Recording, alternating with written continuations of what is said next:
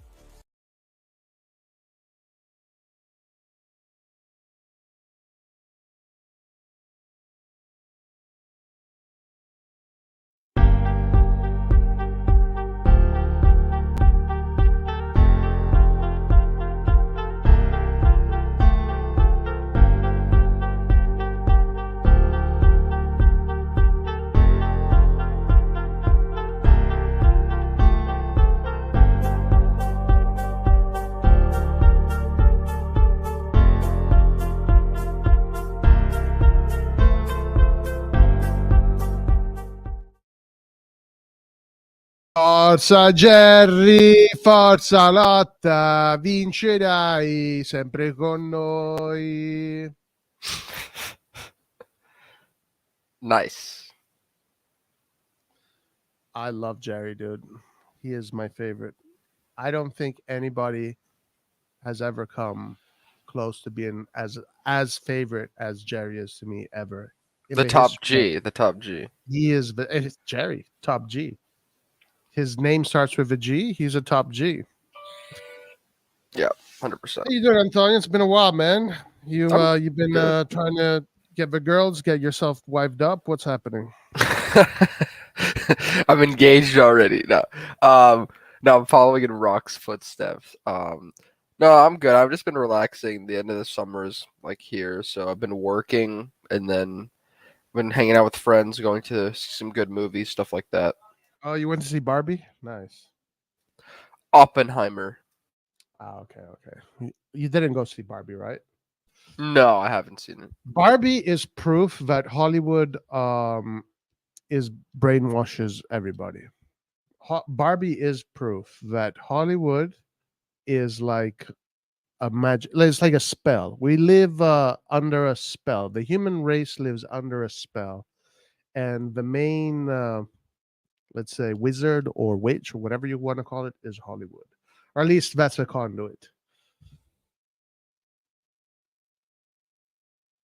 How was Oppenheimer? I really loved it. Fantastic. Yeah, did you feel sad?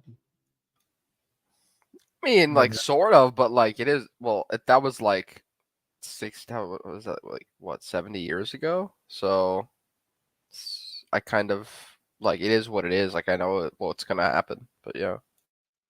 You knew what was going to happen in the end, huh?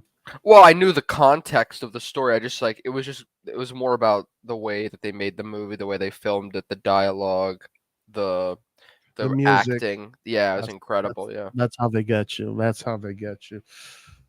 I stay away from Hollywood, man. I stay away from those movies. They are too influential. Anyway, Antonio, how's soccer going for you, man? Are you Mm, how's this masterclass of the Mercato going for you? yeah. You loving it or what? So I'm not gonna like have any agendas. I'm just gonna say what I honestly think.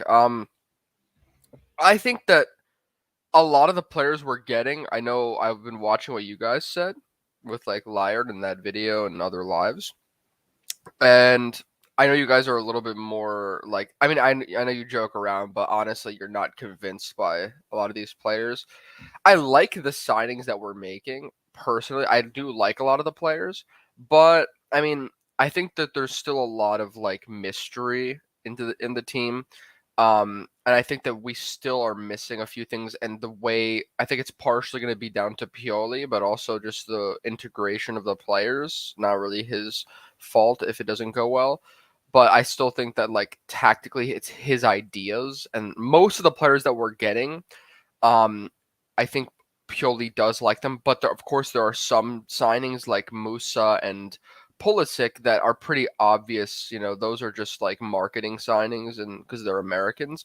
Because, and I'm not against those players. I actually like those players. I think Musa, knowing Italian, is very important too, and he's very young, so he can probably grow into be a good player. And Pulisic is not a bad player. Like, I just don't think he's a right winger, but you know, we'll see. So I'm not against those signings. It's just like we know why those signings were made. Um, but for me, like, it's just like I don't know what our ideas are. I think when I was watching the friendlies, Pioli, like you said, was like, I don't like Loftus Cheek playing as like a very high up the field. I think he should be more of a box to box. I want him. I think if we want to play a 4-3-3, we need a defensive midfielder or a Gista. Um, and because I think we're just like very exposed at times on the counters, and I just don't feel safe when I'm watching. Um, I don't know. I think that we still have to like click, and I want to see how Chukwueze and Okafor integrate into the team and how they build into the attack, because they are talented players for sure. It's just about like how they can adapt and how Pioli wants to play. Um, so it could end up going really bad, of course, badly, but you know, um, these players do have talent, and I'm not against that. I just still think that we are kind of, it's a big gamble because you're going for a lot of players who are like, most of the players we're going are like entering their prime. So it's not like they're like super young, so they should be performing, and there's like a more of an expectation. I mean, I'd be totally happy for this Mercato if we didn't sell Tonali, right? Because that's how we got this Mercato, was by selling Tonali, and he was part of the core that was like performing with us and was doing well. So when you lose someone like that, it's always going to be down to like on the field how we play after that with all the new players. I think we got talented players. I think Reiners is good, besides the fact that he misses some big chances so far, but like he's in his role, he's good. Um, and Loftus-Cheek actually for me has been looking pretty good. Although I don't know how Pioli wants to play him, but I like his like ability and power on the ball. But the question is like, can we get the results? Because we were a team that was making top four, although besides this last year, obviously with no depth, and we won the Scudetto. So those are big aspirations, and I think this team, with all the signings we've made, it's no secret that I think their goal is to compete for the title and to go far in the Champions League again. So that's what like even the management is saying, they want to like be super competitive, and a lot of the fan base is really happy with the Mercato. I'm like pretty like I'm happy that we're getting like I'm just like I said, my biggest concern was that we weren't going to invest the money. So it's relieving to me to see that we are investing it, because I was like super scared of Jerry. But so we are at least getting new players. It's just about like, you know, whether it's gonna all work out. And then one more thing about Musa, because so Musa, I watch him a lot. He's not like a pure defensive midfielder. So for his like positioning, I don't think it makes much sense for us to get him, besides for good depth, which I'm happy about. The question is, are we going to be able to sell off players and get rid of players so that we can bring in another defensive midfielder? Because if we don't, like, what if Pioli wants to resort back to what he knows, like a 4-2-3-1? We don't have that profile anymore. And well, Benacer is also injured, so we're gonna have to be relying on these players. So it'd be good to have a more defensive option, because Musa's not. He has to develop his defensive aspects a lot. He's physical, but he doesn't have the best like attributes tracking back. Right now, he's a very raw, one-dimensional player. Now he did perform really well in the World Cup, against like England and other teams. I think even against the Netherlands, he was one of their best players, and they were pretty bad.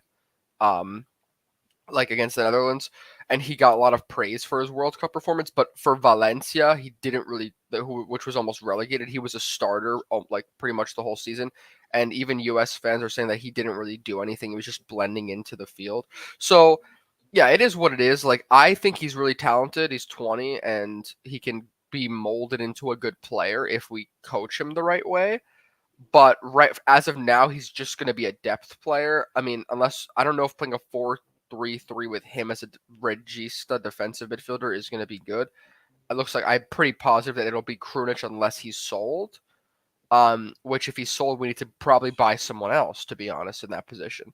So yeah, and then the last thing about CDK, I don't know. I mean, if there really were no offers for CDK, then like fine, but this deal could end up going really badly for us in many ways. Like I honestly, I'm still doubtful about how good he can actually like become because of his mentality. And also I want to see where he gets played because of his position. And by the way, Atalanta are having a fantastic market too. I like their signings. They are going to be trying to. I think they understood that they have to push in order to make the top four. It's going to be super competitive, and they need to actually start making big signings. So they got Scamacca now, which is a great signing. So, anyways, I don't know where he's going to play there. I'm interested to see how maybe Gasperini can get the best of him. But if he doesn't work out because of whatever reason, like he comes back to us and he's going to be like half of what he was worth. So it's not going to be very good for us. I mean, I don't know. It's better than, I guess, nothing, because if he stays, he's not going to play. Let's be honest, because we have a lot of attacking options now. So, I mean, it is what it is. And then, but I hope we can get some money from Origi. I mean, Rebic is a little money, and some other players. If we sell Krunic, we need to demand good money. I don't want to I'm done negotiating with these Turkish clubs, because like they are lowballing. Like I know we lowball, but they're lowballing like insane. Like they're 10 million less than like what it's worth. So yeah, that's kind of frustrating. So we need to actually sell our players for good money, and then we can reinvest it. But yeah, Yeah. Yep. Interesting. Musa. So let me respond to this question first. Roy, do you want Colombo to stay or buy a player like Cisco? But that mean that Colombo and Origa are on? No, I don't want Colombo in the team. I don't want Italians in the team. I fucking hate Italians. I think Italians are terrible players. Every single Italian needs to fucking just go away. Roy, I'm gonna join back on my phone. 1 second. Maybe the best thing we should do is create a spaceship and send all Italians away from this planet. And I think the world would be better if we do that. So, absolutely not. No Colombo.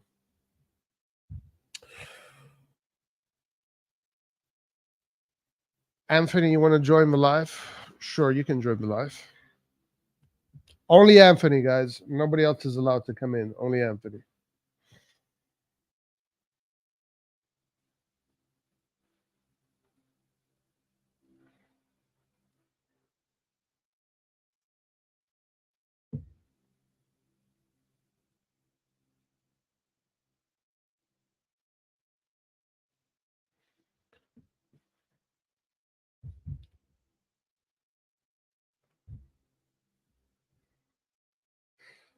Nice approach of Musa in his first impact. I mean, the guy shouldn't stop smiling. Was he high or something?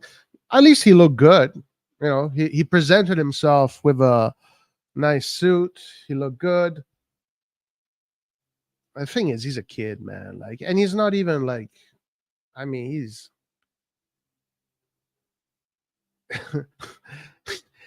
he's a kid. Like, he probably wouldn't even be the starter. I wonder where he would be a starter in Serie A. Like, which team would be a starter today? Today, he would probably be a starter in Sassuolo, maybe Verona.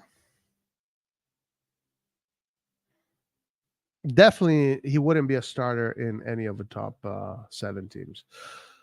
But he is. He is. Oh my God, Paul! He's not fucking Italian. Stop this bullshit, my man. Musa is not Italian. Okay, guys. Musa was born in America. He's American. He lived in Italy for a while, but then he lived most of his life in England. But he's got nothing to do with Italy, guys. He's not Italian. You know, whatever. There's some people that speak other languages. Doesn't mean they're from that country. I don't know what the fuck Paul is on about. I think Pioli will be fired this year. Yeah, me too. I agree.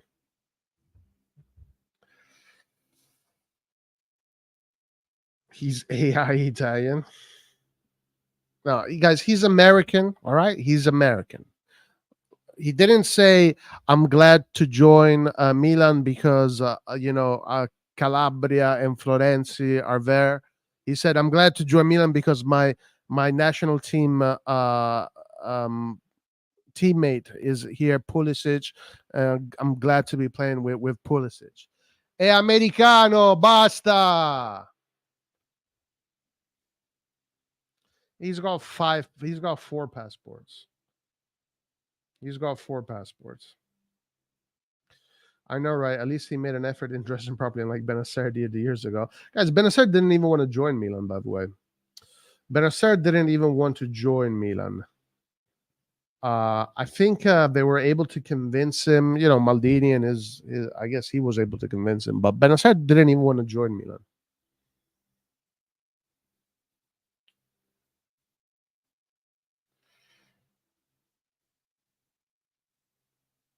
Anto.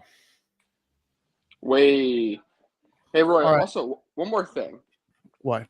I didn't say this, but about Pioli, I probably disagree with you on this. I know you were saying that Pioli is going to get fired, Yeah, in and January. he might as well get fired. I mean, I don't disagree with that. For me, though, this season, I know you would probably disagree, but I think that on this season he does have more responsibility, even though you're questioning the signings.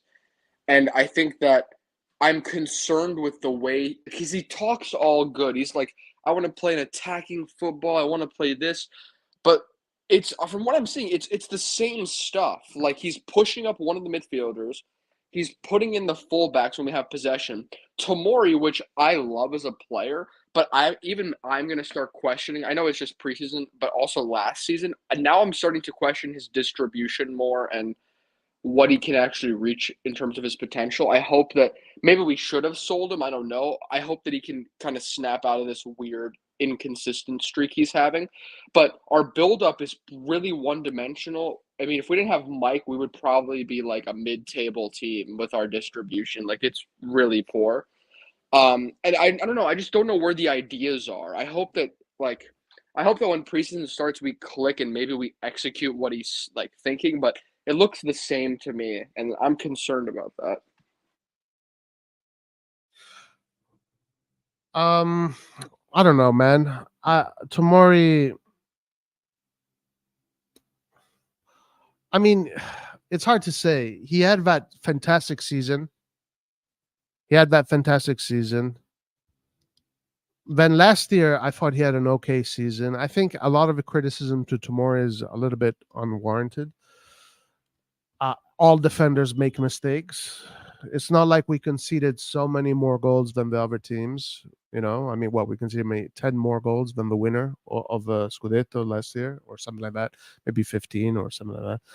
But yeah, I can see why people are concerned with Tomori. I mean, he's the one that plays every single game, so he's the one that is in the line of fire more than anybody else. I think, Roy, I think if we had a back three, obviously, like, even though I don't like the way back three teams play, like, it just makes your team so much more solid. And, like, I think he would be much better in a back three. But, yeah, in a back four, he's kind of stretched really thin at times. Well, because he takes a lot of risks, doesn't he? Like he likes to move into space, high press. But these are things that, oddly enough, I had mentioned literally when we signed him. When we signed him, I saw all of these things about his game, and I said, these might become concerns. But then, obviously, that season he had a great year. And Yeah.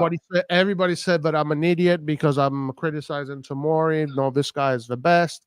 But now, 2 years later, everybody is saying that Tomori should be sold. So I find that very interesting how that works out. I'm not saying he should be sold. I'm thinking, of course, if he can get back to the level. I'm not saying you're saying that. If he gets back, like when he came in, he was so focused and he was like essentially perfect, barring like one game against Sassuolo that season where he like was really bad. And then the next season, he was essentially perfect besides like a game against Lazio or like 2 games. And then we won the league. Like he came in, like he was so focused, he was barely making mistakes. All of his aggressive tackles were like clean. Even against Vlahovic, I remember when he was on Fiorentina, he like just destroyed Vlahovic that game. Like he was so good, but in this season, obviously, we all see that it's a lot of inconsistencies with everyone. But yeah, he needs to pick up his form because it's just the dumb mistakes, and he looks a little shaky on the ball. But which defender doesn't do mistakes?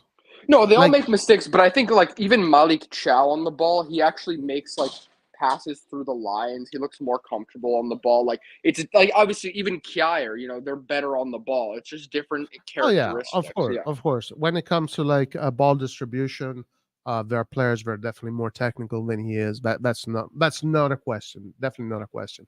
But even Malik Chow, guys, like Malik Chow hasn't been playing many games, but when Malik Chow is going to start to play many games, game after game, game after game, you're going to see his flaws. You're going to see, when he does mistakes, and people are going to figure out how to get through him. Yeah, especially in a back four. Yeah, that's the case with all defenders. I don't know. If I would have probably sold Tomori instead of Tonali to do the market, sure. But I do agree that we getting another defender is good. But I don't see all of this issues with Tomori, in my opinion. That's just my opinion.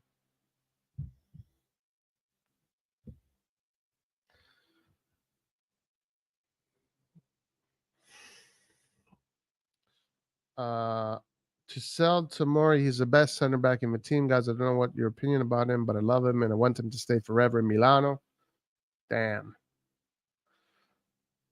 Amazing. Tomori agenda yet again. Shake my head. His dip in form is part of his growth as a defender. Keep calm. Tomori will be fine. If only people would be so generous to other players when they have their dips of forms. Summer home is here, but Wi-Fi is not the greatest in our town. Okay, no problem, Anthony. Next time. Malik Chow makes the most mistakes against Barcelona. He got destroyed. Yeah, Malik Chow is going to have his games for sure. He's got a lot to learn.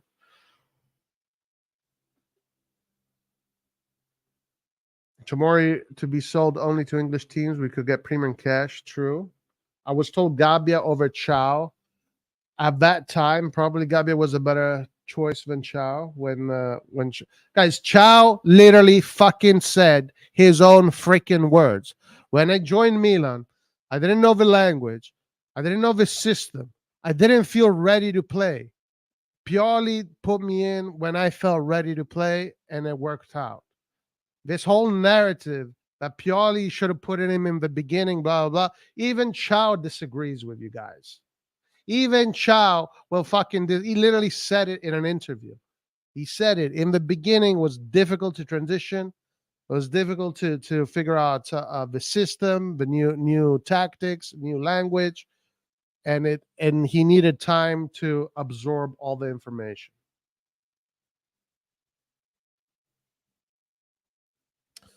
Mad respect for Tomorrow. Came here, learned the language. Yeah, Maldini is his idol. He stated multiple interviews. Yeah, and also Tomori had another interview not too long ago where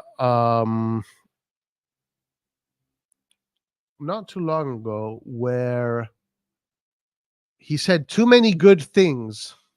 He said too many good things about Maldini, and you know that's not allowed. You know we're not allowed to say good things about Maldini, guys. Not in this Milan. You're not allowed. The only people that we're allowed to talk positively about is Moncada because he's the greatest scout that has ever existed in the history of football. This man one day was at a football pitch, saw Mbappe play, and he said, damn, that kid is good. Therefore, Moncada is the best scout in the history of the world. And then Furlani, who is the greatest DS that has ever existed.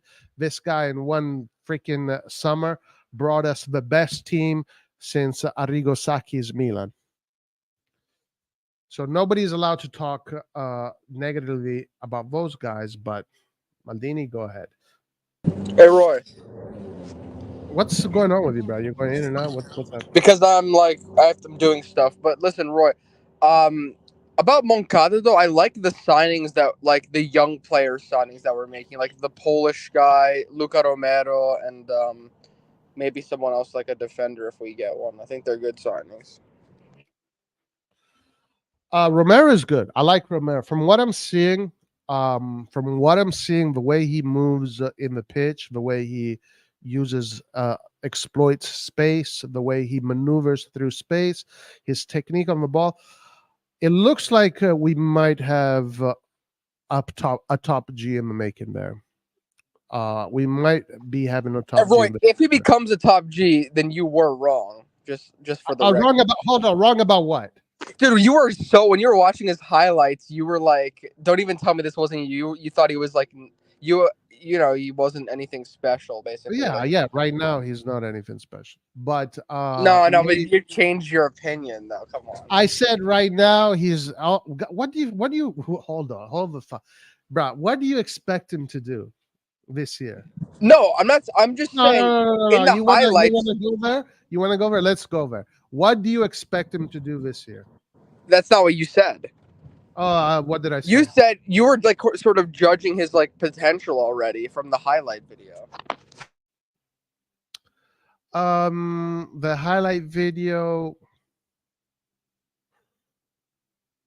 Was I judging his potential? I don't know if I was judging his potential or I was judging what he would bring to the team in the immediate impact. I don't know. But what do you think he's going to bring to the team this year? Well, he's not going to play as a starter, right? So who knows?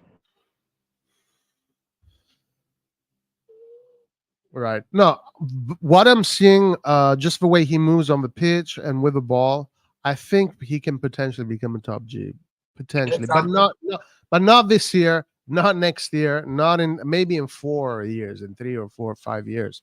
I mean, he's only 18. He's 18. So I find it difficult that he'll be like that kind of player at the age of 18, 19, like that clever, that smart. I mean, it is a possibility, but realistically speaking, like you got to wait for players until they're 23 until they really take over. I mean, off. yeah, some players are very early bloomers. They're a handful, a small handful of players. But yeah, he could be useful coming off a bench. He could be useful coming off a bench. It is possible. But no, I think I listen.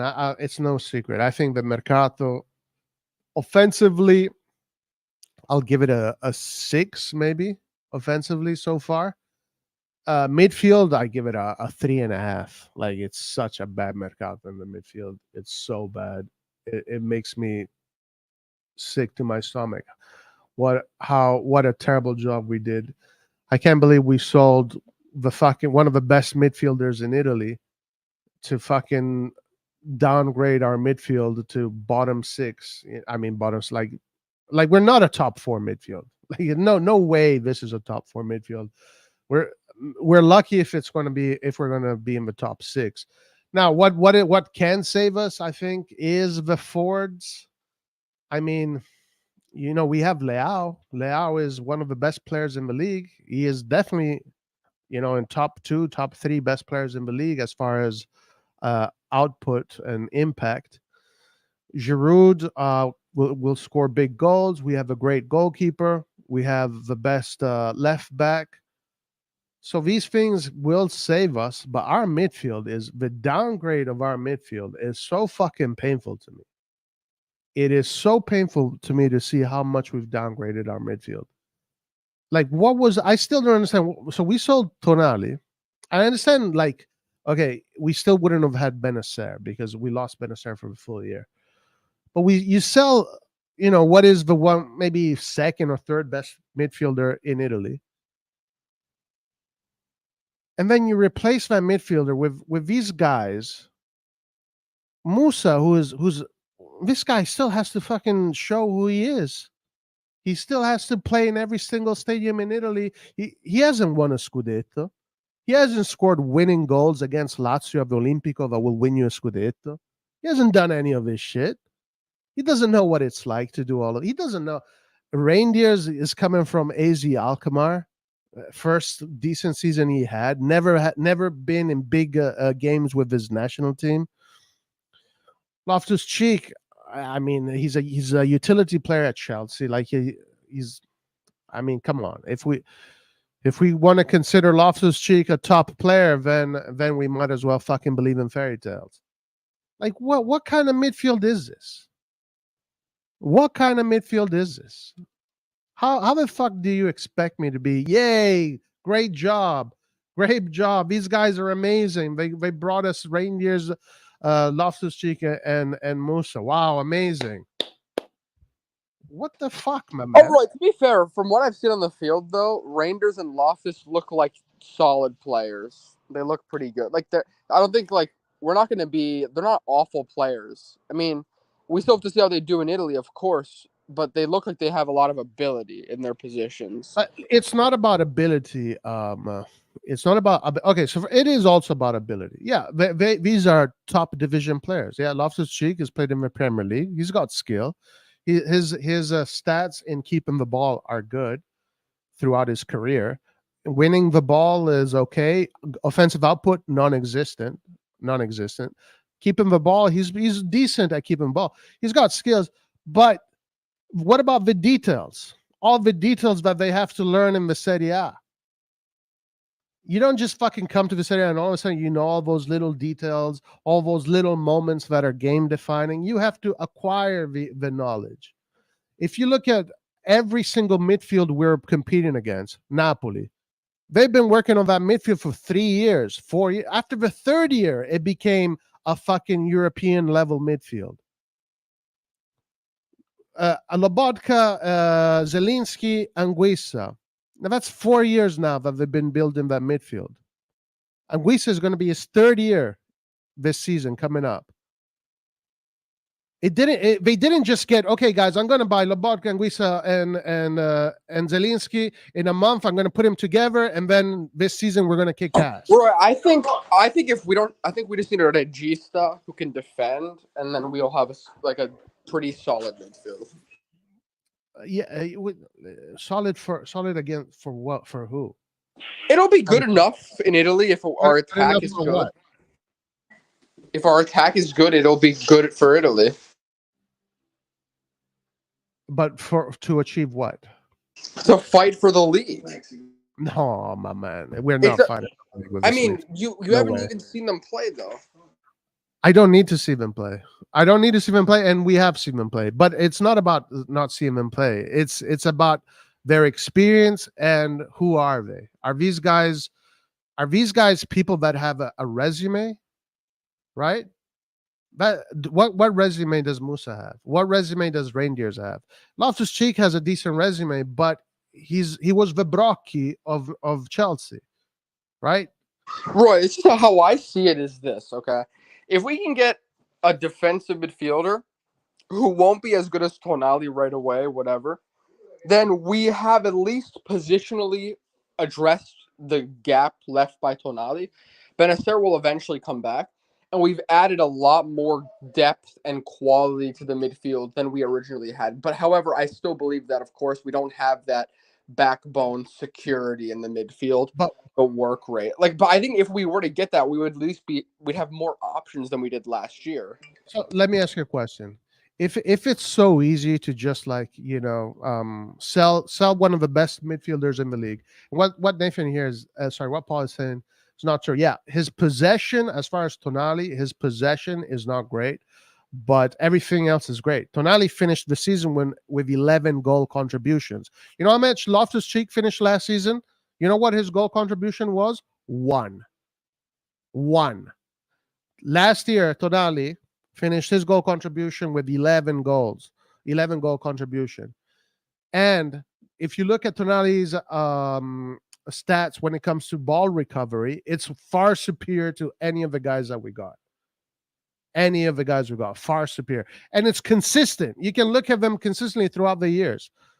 Yeah, Tonali, when it comes to his possession, it's not incredible. Kind of like Gattuso. Gattuso did not have great possession, but Gattuso brought other elements to the game which were extremely important.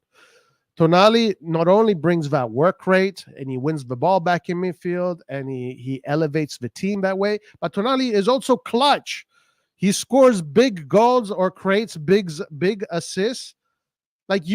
Listen, let me ask you guys, why the fuck didn't Newcastle think, listen, Loftus-Cheek is 16 million in Chelsea. Why don't we get him? Like, we want to win the Champions League. Let's go and pay 16 million for Loftus-Cheek. Or shit, fucking Musa is 20 million in Valencia. Let's just go spend 20 million on him. Right. Listen, just to respond, yeah, everyone knows that he's younger, he's a lot much more quality and potential. Everyone, I agree with you. My question, though, to respond to that is, we can't sell him and then with all of the needs of the team, just reinvest all of that into another class midfielder, right? Like, we had to address a lot of different positions and depth, which we did. Now, whether that turns out to be a mistake, like you think, or something that maybe is like good for the long run, because we get players like Musa who can become great. I mean, who knows? Like, I know you have your beliefs. I'm a wait and see guy, but like, that is what it is. I mean, I don't know. SMS, which we were talking about, he went to Saudi Arabia. We can't really match those offers. It is what it is. Like, the other players, Fratesi was what? Like, I think he was also 30, 35 plus, like around 35. I don't know what all the bonuses and all the way they did it. That's more than we spent for any individual player in our market. We tried to like spread out the players we bought with that money. So I mean, I don't know. It's just the way that they were operating. Who No, would I you have know. signed? I don't think the return is going to be the same. Now, as far as Musa goes, he's 20 years old, very young. He still has his whole career in front of him. Yeah. So Musa might turn out to be a top G. Who knows? I mean, he's so young. You don't know. You don't know. Possibility. This And I season, will say he was the. this I mean, if you season, ask a U.S. fan, he was their best player in the World Cup. Now he was not that good with Valencia, but that was kind of a team situation. Who knows? But he does have. People speak very highly of him. yeah. So, well, yeah. In CONCACAF and in the World Cup, he did okay, sure. But honestly, if you even compare his stats to Tonali's stats, they're poor. Like Musa's another guy with zero offensive, zero Yes. goal contribution output. But And Loftus, also, but to be fair, under his best season, I agree with you about Musa. He's not like an attacking, so he doesn't really contribute much. But Loftus Cheek under Saudi, I think he had 11 goals or 10 goals and then plus assists in a 4-3-3 where he was going box to box, which is the way Pioli wants to play. And even against Barcelona, I've seen him insert himself into good situations, and he could have had an assist or two. I mean, I think he can improve that for sure. But yeah, also he wasn't getting regular minutes with Chelsea. so are you telling me you actually think that these three guys, these no names, yeah, let me be a little bit of an asshole here. These three no names are just going to come to the Serie A, never fucking played in any of these stadiums. They don't know what it's like to play against the mid-table teams, the top level. Maybe Loftus Cheek has played against some of the top level teams. I don't know. Yeah, he's played against Milan. He's probably played against some of the top level teams in the Champions League. You think these guys are just going to come in and they're going to achieve what Napoli was able to achieve in 3 years, what we were able to achieve with Tonali Benacer and Kessie in 3 years? Inter has been working on their midfield for years, Juve for years, Roma for years. They're going to achieve all of that in fucking 1 month.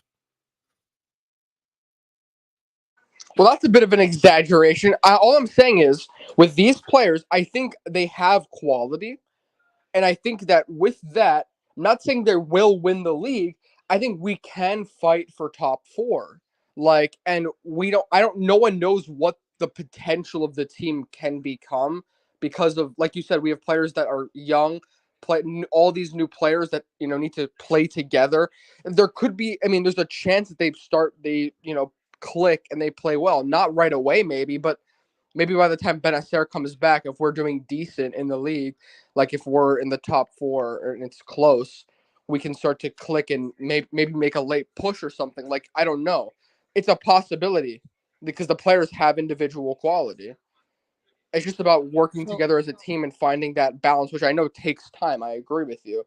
But, we are getting players that, like, Reinders is 25, Loftus is 27, players that are, like, already in their prime. So you would think that they would be mature enough to start developing or adapting quicker than, like, let's say, a very, very young player would in a new country. I don't know. I know it still takes time to adapt, but I'm hoping that I think there is a possibility. Aside from the adapting, what about all the details? All the details that you can only learn after you experience them. Sure, but I think that with our team, like when you play teams that are mid-table, slightly maybe like bottom table teams in Italy, I think even though those teams are very tough to beat at times, we do have the ability to beat them, and those will be learning moments for us too. Yeah, learning moments. But why are we in a situation where we need to be alerting? We fucking won a Scudetto. We got into the semifinals of the Champions League. Why are we taking 5 steps back? Here's the debate, right? Here's the argument. If we kept Tonali, whether you believe in how the ownership or not, people say, "Oh, in Italy, we had a lot of depth issues. It would have been hard to improve our depth without selling a player. I don't want to sell Tonali. I agree. I probably wouldn't have sold him, and I probably would have sold either someone else or tried to get free signings that maybe work out. But the bottom line is we don't have a lot of money because of the revenue to invest the way we did this summer without making a sale. So that was their perspective. Now they sold the player who I think was the wrong player, but now it is what it is. We have to like move on from that. I think we have to just start like accepting what happened. Oh no, And no, I've accepted what happened. I've yeah, accepted what happened very well. And listen, listen. Unfortunately, the Serie A hasn't started yet, so everybody is very excited. Everybody is very like it's always the same. In the beginning, everybody's always excited, but for me, I I, I don't get fooled so easily, my man. I don't get fooled so easily. I This midfield is worrying. Maybe the offense can be able to do something, but this midfield will not win the battles that we need them to win. Not this year. Not this year. It's not going to happen. If we kept Tonali and maybe got Gundogan, who was free, and put in the money for Milinkovic-Savic, imagine the difference. Imagine this, Antonio. Our midfield today is Tonali, Gundogan, Milenkovic-Savic. Okay? I don't think that imagine, would have been possible. Now, forget whether or not it was impossible or not. Think of that midfield, and then think of Loftus-Cheek, Musa, Reindeers. Are you telling me that these two midfielders are the same? No, they're also very different in the way that they play. But I think that obviously when you get players who one of them has been playing in Italy and doing really well and is already super well known, the other one just won the Champions League. Like they're already, I think they're both like near 30 or Milinkovic is 28, whatever. Gundogan's got like 30, 31. Obviously those players have like been proving themselves for a long time. Reinders is 25. Loftus is 27, but in his career, because of injuries, hasn't worked out well. So, of course, they're much more unknown quantities, and Musa's 20. I agree with you. Like the other two, the other midfield is much more quality. Now, like you said, that's assuming that it's feasible. And at the same time, though, that midfield may not have been, still would have taken a little bit of time. They do have a lot of quality. What time do they need to take? So Milenkovic has played at Vicentina a million times, has even scored against Milan and Inter million times. He's played in every single Serie A stadium there is. He knows Italy. I didn't see him do that well in the UCL, but that's also like the thing is like. Hold on, let me finish. That's also assuming that everything is just things don't always work out. Like okay. So why the fuck are they supposed to work out with Loftus-Cheek, Musa, and Rangers? I'm not saying they will necessarily, but I'm saying that it's not like it's like guaranteed that they're going to be terrible. Like I think that they will, like if giving them time, and hopefully our attack on the right wing and even off the bench can have more goal contributions this year. I'm hoping that if we have a little bit less goal contributions from the midfield for whatever reason, that we can still be decent until we start clicking eventually. That's what I think it can happen. I'm just saying. So obviously, I would prefer the other midfield, like you said, if it were possible.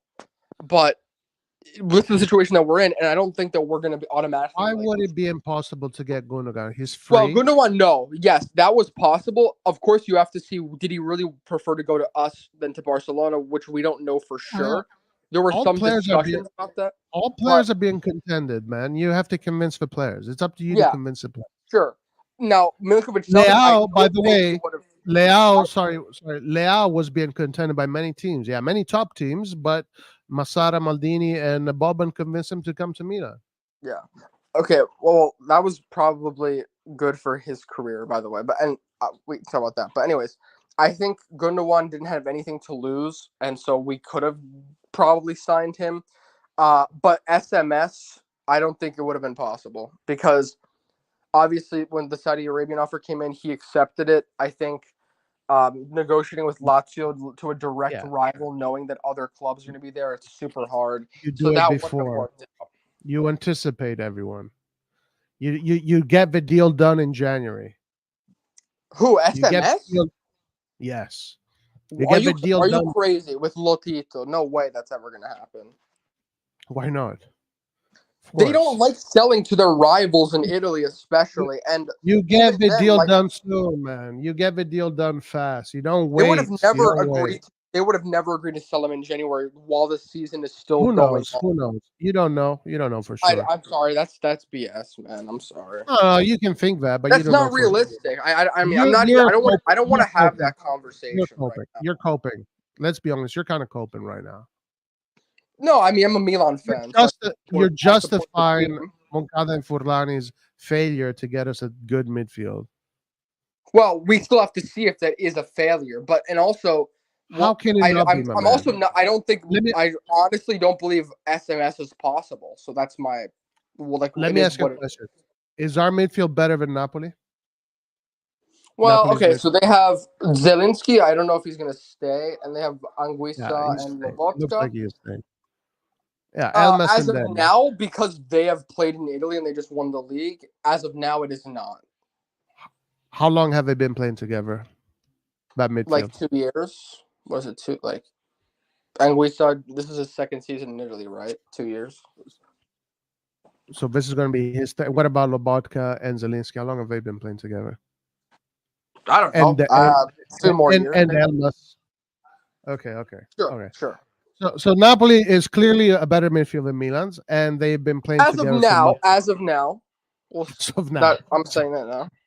Okay. At this moment, and maybe to start the season, but I'm saying you don't know what these players. I like that our midfield has potential to have both physicality and a little bit of on the ball quality too.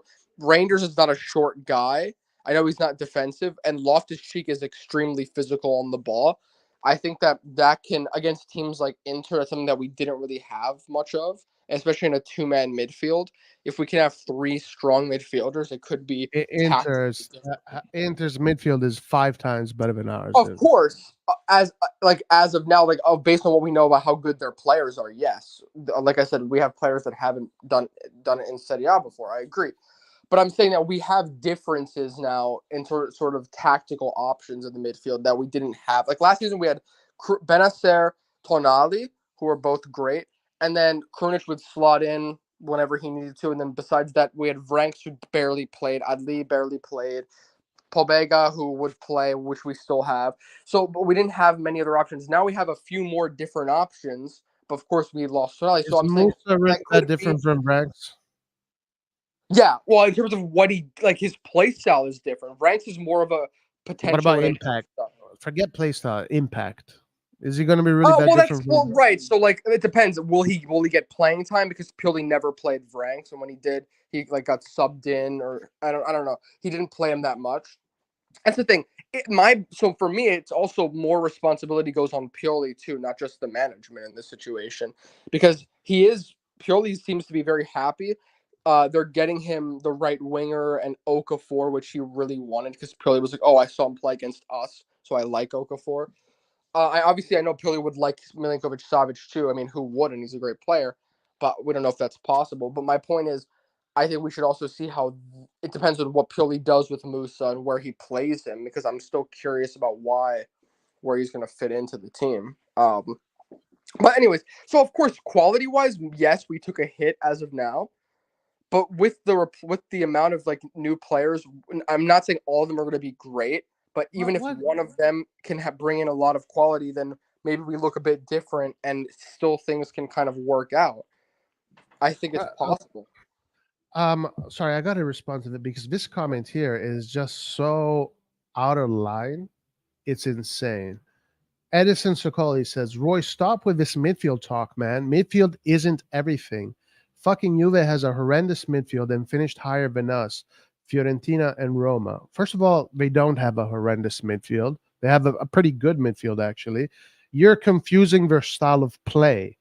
You see, the style of play, don't confuse their style of play, but the midfield is literally the most important part of the squad, because the midfielders are the players that hold the ball the most.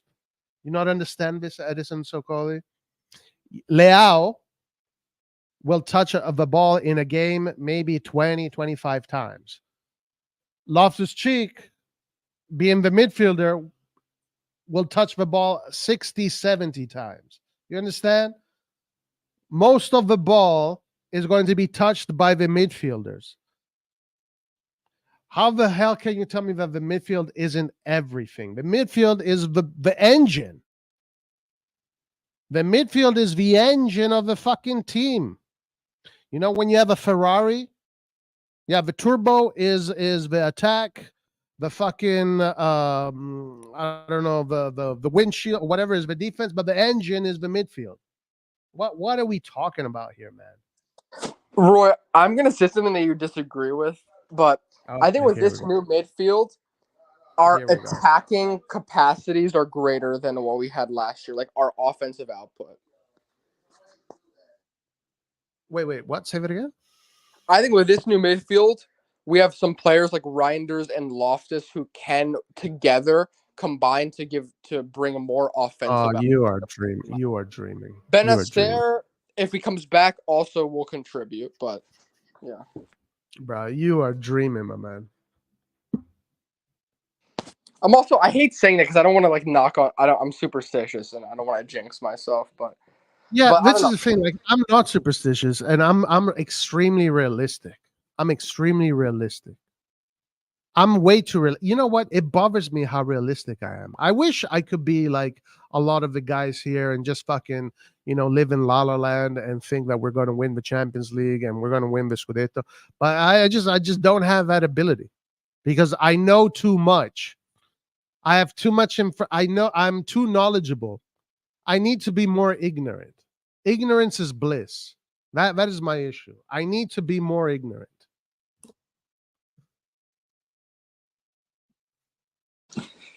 You need to also be a bit more humble, man. The way you talk. But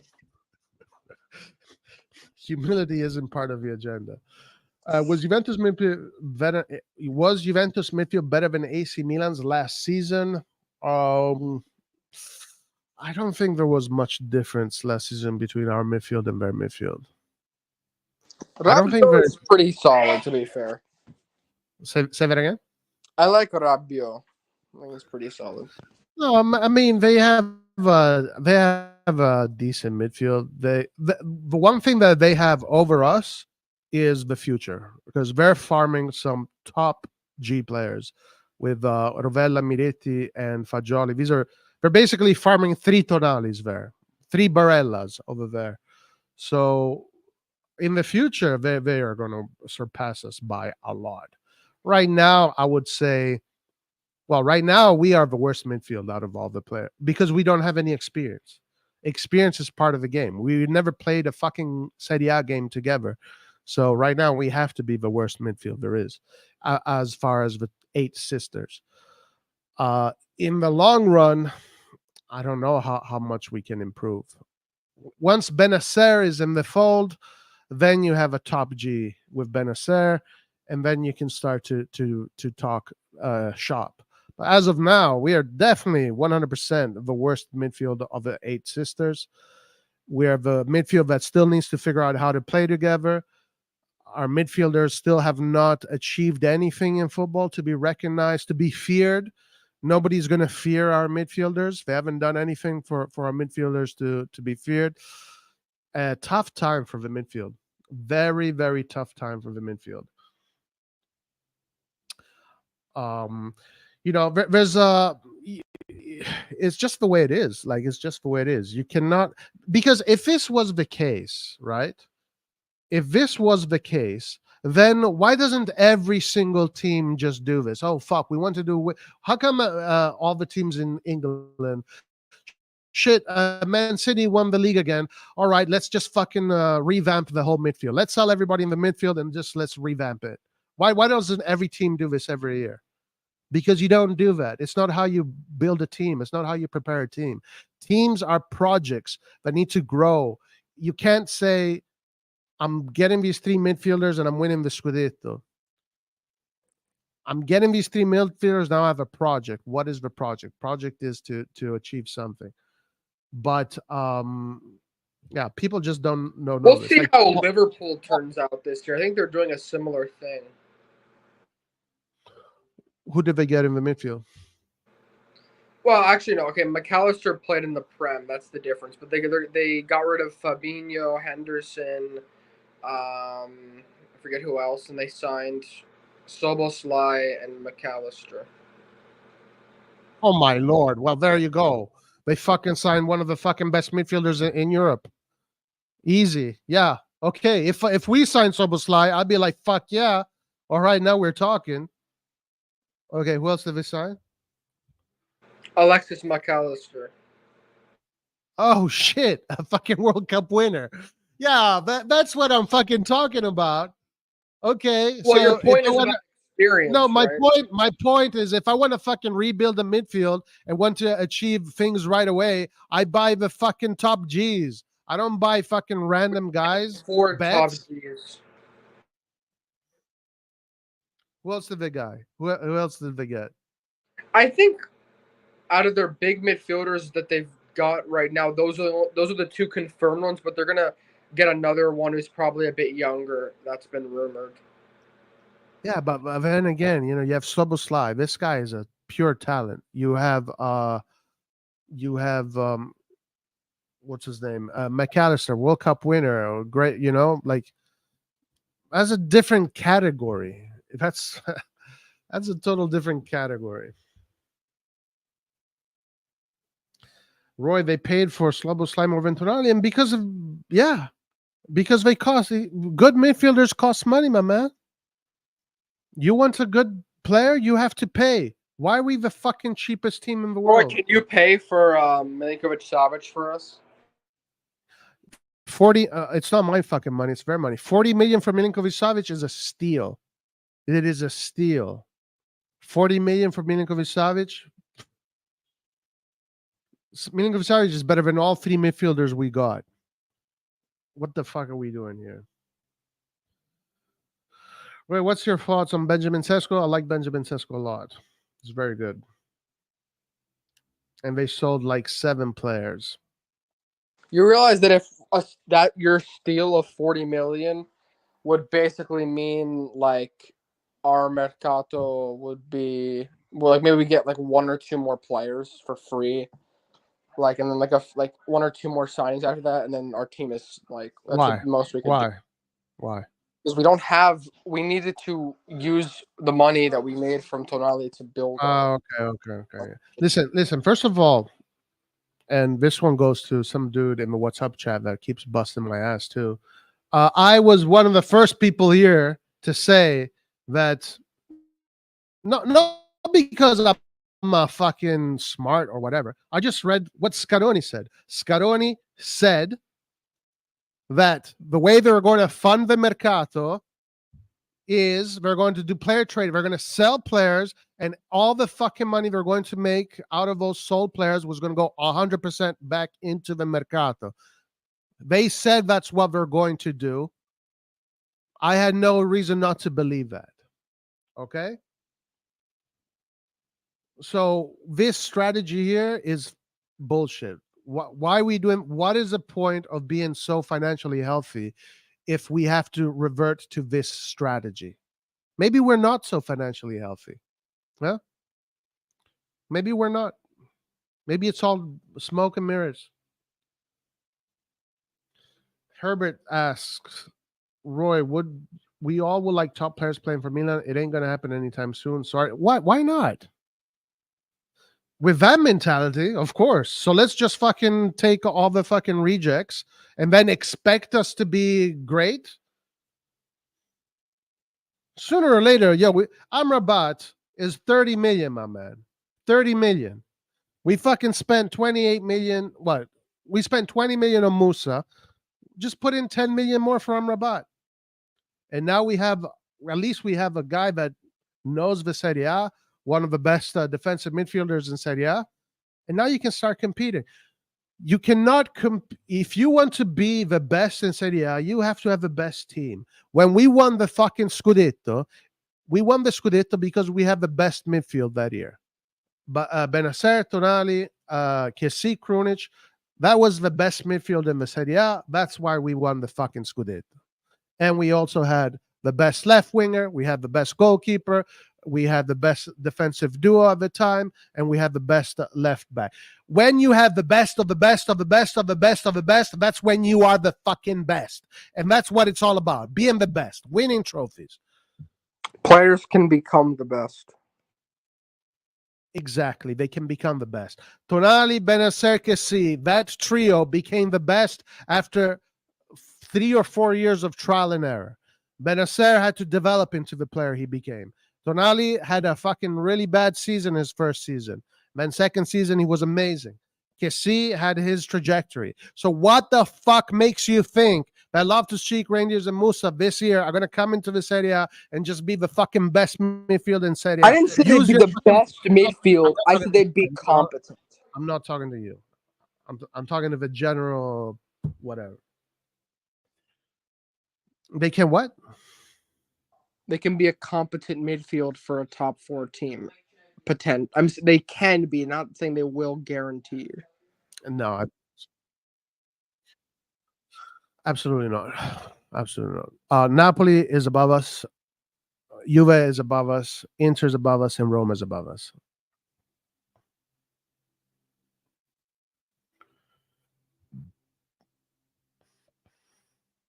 Maybe the difference is going to be Chukwueze, dude. Your boy Chukwueze. Maybe, bro. I'm hurt. We sold Tonali, bro. You, Haitian Montana, are going to be the first one to fucking get pissed off when you get the big reality check that is going to coming. Yeah, because all of you guys now, you're all fucking, fucking being all, look at us, look at all the money we spent. Yeah, but then when you realize that we spent money on fucking shit, then you will be the first one to be saying, why the fuck did we sell Tonali? You're going to see. You're going to see. Pioli is a donkey. This guy doesn't care about anything other than running.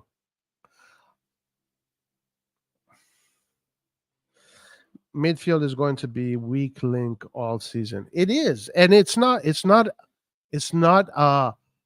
freaking. It's not what I'm saying is not controversial. The only reason why it's controversial is because football fans are not capable of criticizing their own team. Because football fans look at their team as if it's a fucking god. It's their religion, etc., etc. You don't have the ability to look at the team and then look at the competition and have a proper analysis. You can't do that because for you, your God is always better than the other guy's God. Your tribe is always better than the other guy's tribe. But when you actually neutralize all of that and you look at things from a neutral perspective, objective perspective, you see reality. You see reality.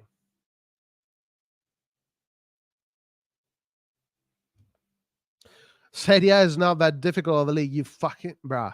Serie A is not that difficult. Oh, so why don't you go fucking play in the Serie A, Paul? Show me how fucking easy it is. Go and play in the Serie A. Serie A is not that difficult of a league, bruh.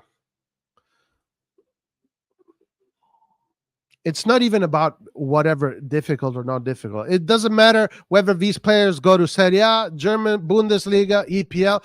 If you've never played in the league, if you've never played with those players that you're going to be playing with, you don't know the fucking language. Doesn't matter what fucking league you're playing in. You're still going to have a long time to adapt and to become, to grow.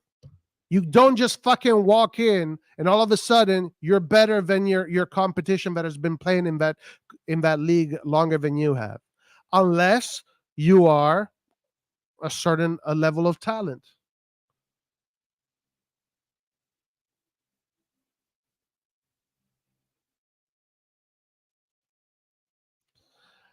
It's not about it being a fucking puzzle, my man. Every single league has its details. Oh my God. The thing about Paul is just so anti-Italy, anti-Serie A, anti-Italian that he fucking filters everything the way he wants to filter it. So whatever. I don't give a shit. If Coop Mainers can play the 6, he should be involved in a swap with CDK. Coop Mainers would be a decent signing because this is a guy that knows Italy. He's a good player. This would be a much better signing than any of the signings we have done for the immediate impact. Reindeers, guys, it looks like he has the qualities. Maybe in a year, maybe next year, he can be really good. But this year, guys, you're gonna see. You guys are gonna see. You saw it in the friendlies, right? Before the friendlies, the majority of you guys thought that Reindeers was the fucking best thing that ever happened to football. That Loftus-Cheek was the greatest football. But you guys saw them. You saw these guys. They make mistakes. Very human. They lose the ball. They get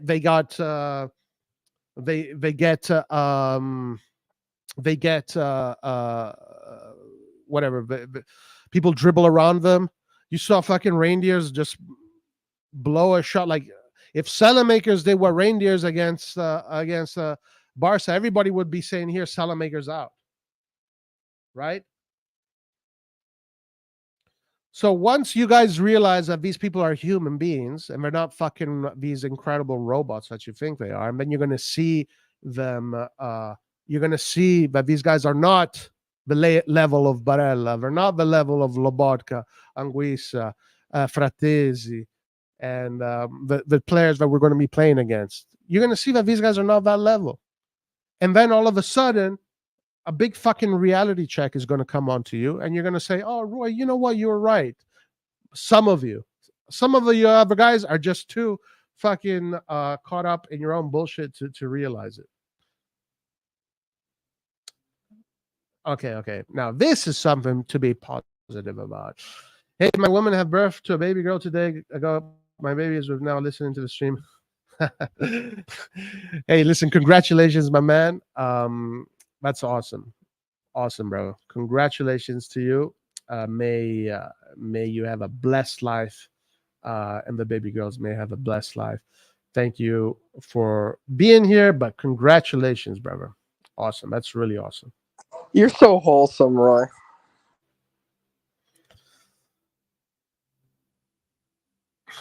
Anyway, I don't, Antonio, I don't understand how people can be so happy with this Mercato. I don't get it. I just don't get it. Now, offensively speaking, I do think that offensively speaking, we are in the top 4 category. That one, I think we are. I think we can say that we are in the top 4. Our offensive department should be in the top 4 category. I think the defense also is in the top 4 category. The midfield is fucking 9th, 10th, 11th, 12th. Midfield is going to be a huge problem. And if I'm going to make my predictions now, I think Milan is going to finish either 6th or 7th at the end of the season.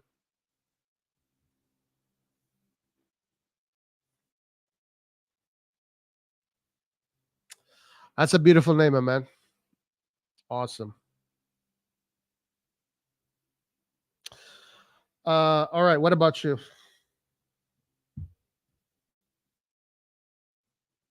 Where are we finishing?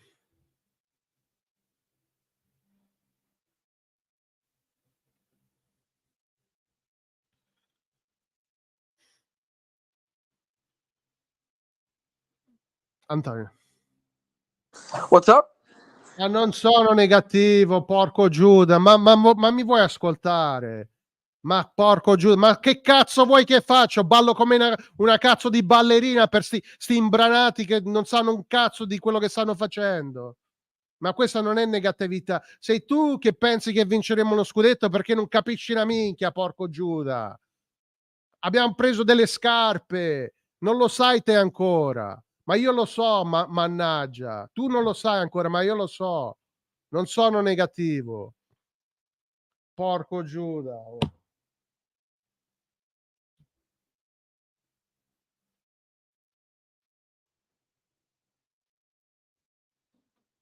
Wholesome.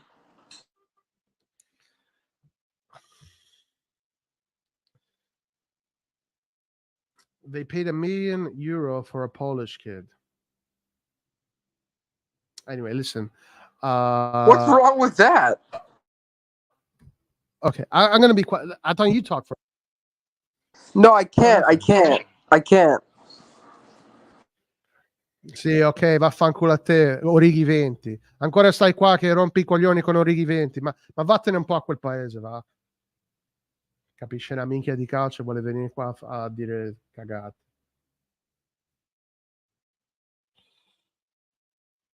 What were you saying? Sorry.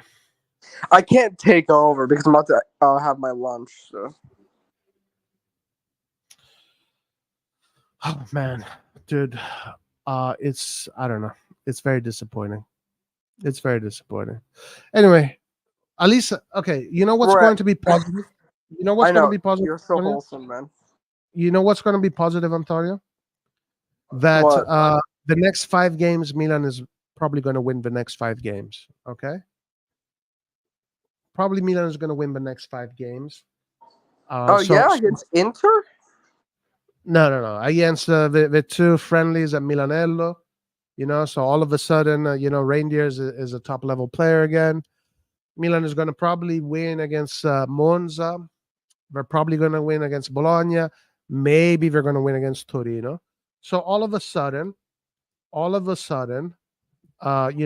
is going to be the greatest team in the history of football. So let me tell you guys, you see how I know what's going to happen in the future. Right now, we're going to win these 5 games. Fuck, if we don't win these 5 games, all 5 games, then we're utter shit. But we have these 5 games coming up. We're going to win them. And all of a sudden, everybody's going to say that this is the best team in the world and that Moncada and Furlani are the greatest geniuses in the world. But the real test is going to be against Roma and then Inter. And then whatever happens after that. Because that's when the season starts for us. Roma and Inter, those are going to be the big tests. Roma right now is a fucking mean, solid machine. I don't see Roma losing many points to anybody this year. That team is really solid. That project has been going on for a long time. No changes. This is going to be Roma's year, I think. I think this can be Roma's year. Inter is not they're not idiots. They're run by extremely competent people. They lost Onana, sure. Bring in freaking Somner.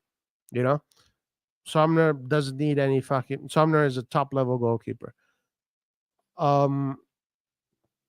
So those are the tests, and then we have then after that we have another 6 games that will probably define the season very early.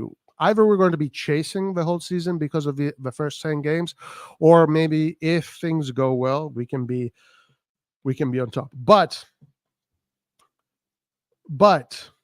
we are, in theory, on paper, we should be winning the next 5 games. So now all the fucking ballerinas, all the people that are dancing and they fucking, Moncada, Furlani, now you guys can feel like, this is the greatest team that has ever been built. The true test is going to be against Roma. That's going to be the true test. Roma and Inter. And then we have Verona after that. Verona, if the Roma and Inter game go badly, the Verona game might go badly too, because we might lose our psychology really early. So hopefully they go well. And then after that, we have Lazio. So we have Roma, Inter, Verona, and then I think it's Lazio. So, let's see how good Reindeers, Loftus Cheek, and Musa really are. Like some of you guys claim, because that's a huge test. That's a huge test. Yeah. Serie A is tough. We win against teams like Napoli, but can't win against lower teams. Winning the whole league means the team needs to be good the whole year against everyone. True.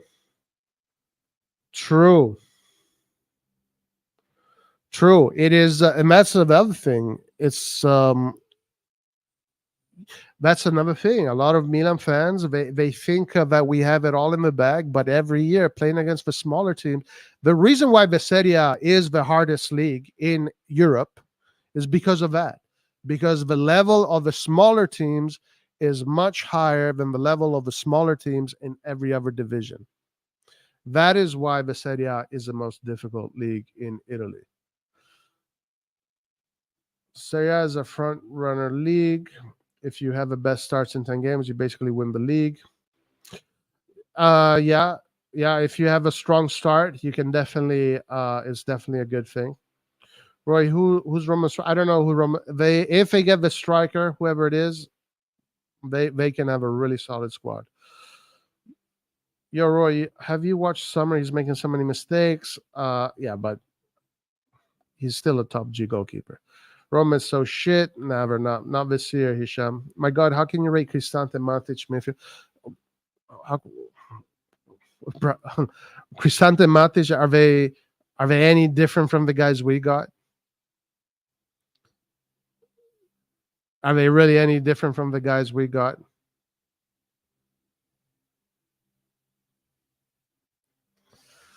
But it's not about. It's about the project. It's about these guys been playing together for a long time now. They know each other. Roma, Napoli, these teams, they don't even. They can play with their eyes closed because they've been playing together for a long time. The project now has matured. It's like when you put a cake in the oven and you bake a cake in the oven. You have to wait for the cake to mature and then when it's ready you pull it out, right? Our cake is still very immature.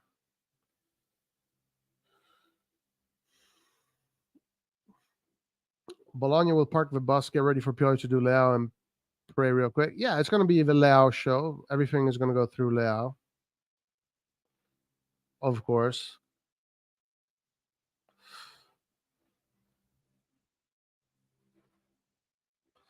Sommer ain't no good with his feet, and he's a small stature.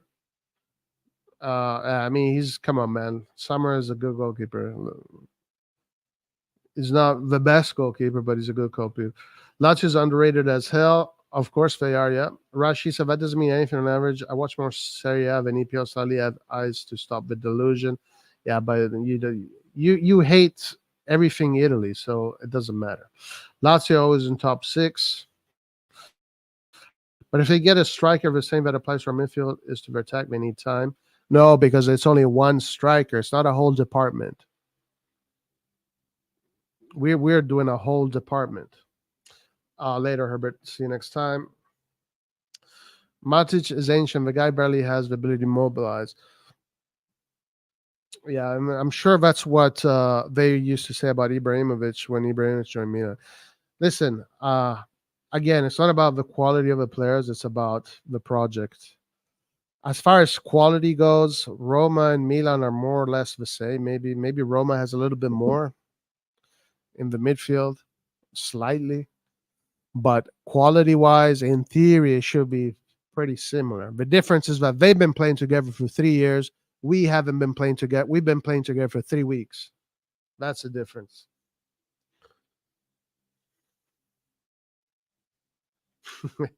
Remember here, Matic and Meister, guys. And this guy, how the fuck did we miss out on this guy, man? Taremi, Milan and Inter are also interested in playing, but Porto demanded 30 million. Dude, 30 million for Taremi is a steal. It's a steal.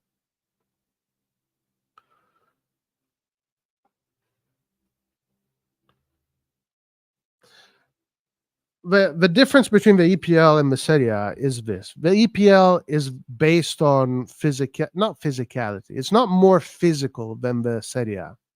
It's not more physical. Actually, the Serie A is more physical than the EPL, meaning in the Serie A, there's more body contact. The EPL is just more intense. The running is always at a million. Everything is done at 1 million per hour. There's no slowing down.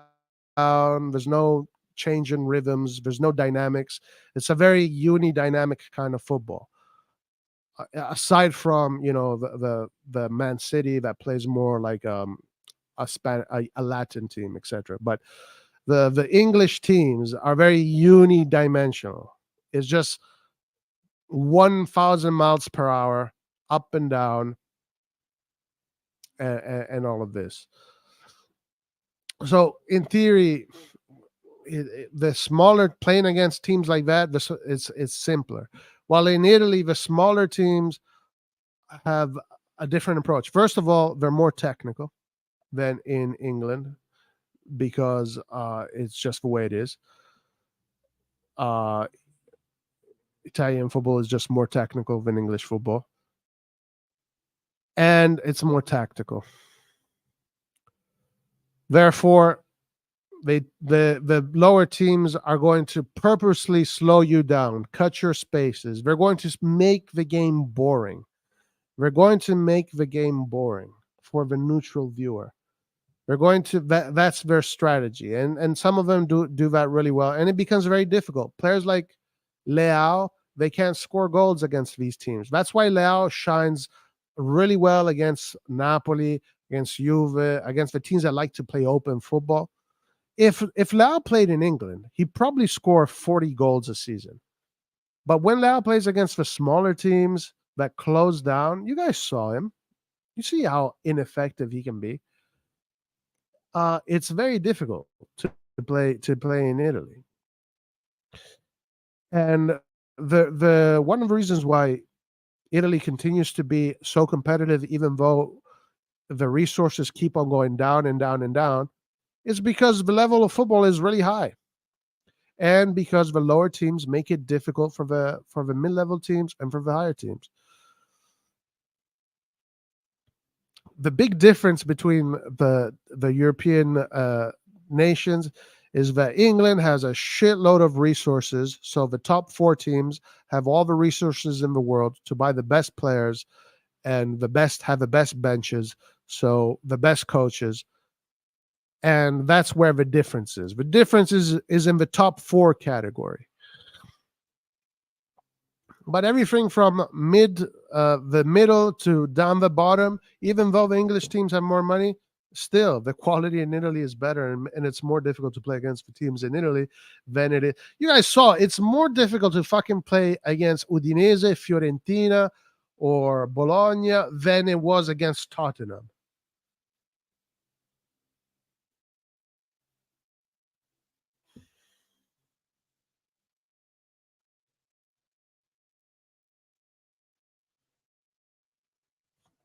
The difference is the top 4 is that Man City has $1 billion to spend.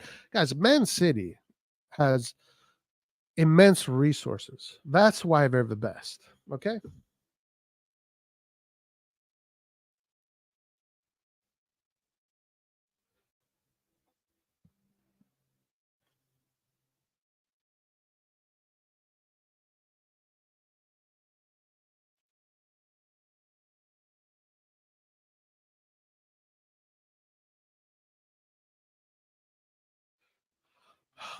Dude, can you listen to what I'm saying, bro? Okay. I mean, I'm trying to go listen to the nuance, okay?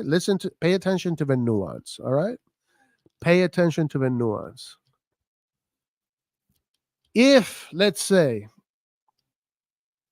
this year, if this year Roma bought Cristante, Arar, Pellegrini, and Matic, those 4 midfielders, they bought him this year and put him together this year.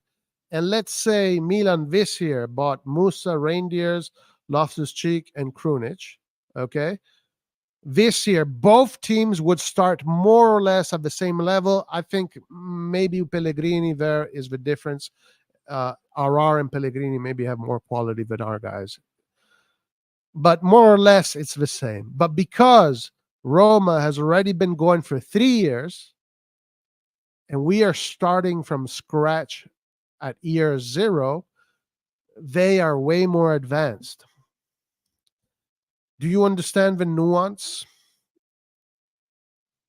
Do you understand the nuance, my man?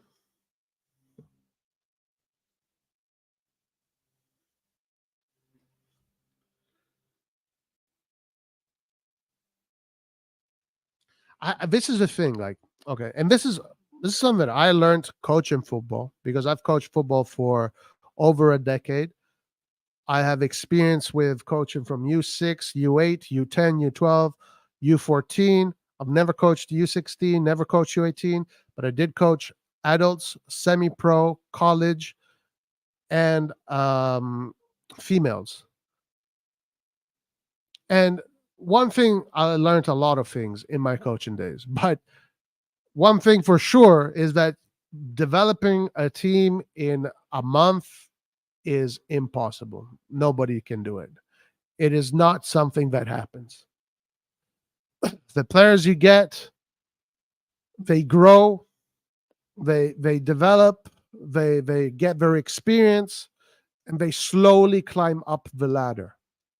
Unless you get the best players right away, where they're already on top of the ladder, it doesn't, then it's a whole different thing. But when you get players that are either in the bottom of the ladder or in the middle of the ladder, you have to wait for them to climb up that ladder together as a unit. I think most of you guys don't understand this. Actually, let me rephrase that. Some of you guys.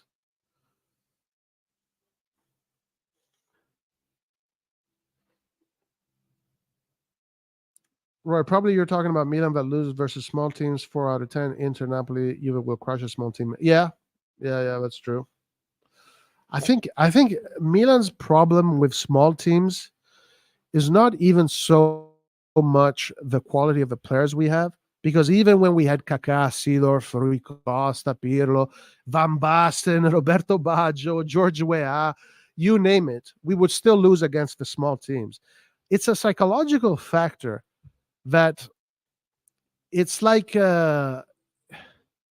it's almost like not motivating. It's almost like the team is not motivated to play against the smaller teams. The team, like Milan, is a team that loves the famous nights, the big games, the big crowds, the San Siro, the loud 70,000, 80,000 people. You know, it's like Milan has an attachment to the big nights of football. But when it comes down to, hey, let's go get business, we got to go get business done, Milan's never been like a motivated team. And that's why we only have 19 Scudettos, while Juventus, who's a team that does not have this psychological issue, Juventus tends to always get, or most of the time, beat the smaller teams. They have a lot of Scudettis. Part of the cheating, blah, blah. I don't give a fuck about any of that. But the psychological thing about Milan there is an issue. Is definitely an issue there. I don't know when it will change. Maybe it will never change. I mean, Serie A is the second best league. Yeah, according to the UEFA coefficients, this year Serie A was the second best league. Yeah. PL has some issues where some teams are finishing in the top 6 spots. Man City and other teams have a massive difference in quality. Yeah, definitely true. Different styles in each league. It makes me want to watch Premier League, one Bundesliga. Experience pretty much. Cristante is not a football. No, he's a swimmer. He's a swimmer. Yeah. The same way I was overhyping Napoli, huh? Yeah, Paul. Good job. Cristante is a swimmer, guys. He doesn't play. Cristante doesn't play football. He plays volleyball. Roma's only top player is Dybala, and that guy can't be fit for 5 games in a row.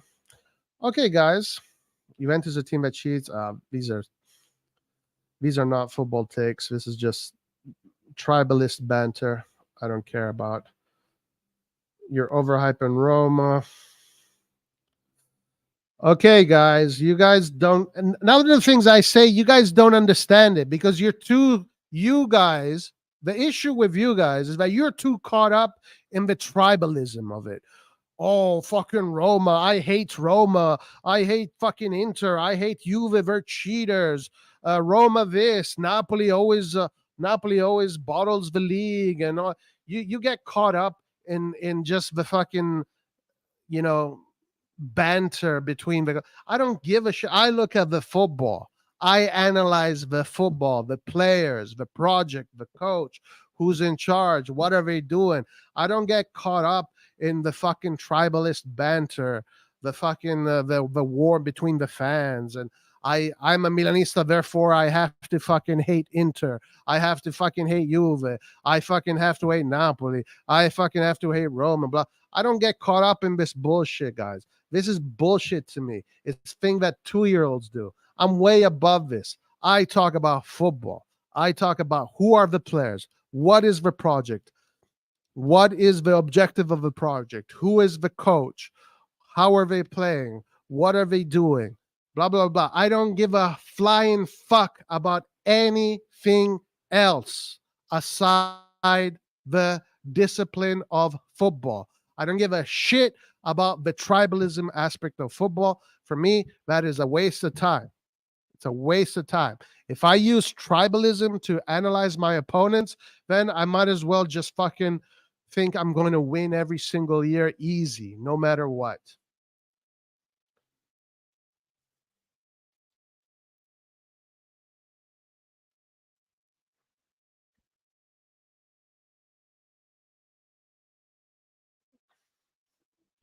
What's up? Yo, I got a special guest. Great take, Andon. Great take. Beautiful take. Great take.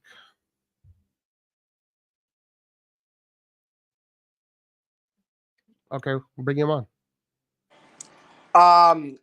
Do you want to come on, Andon? But he Let- disagrees with you. That's fine. That's fine.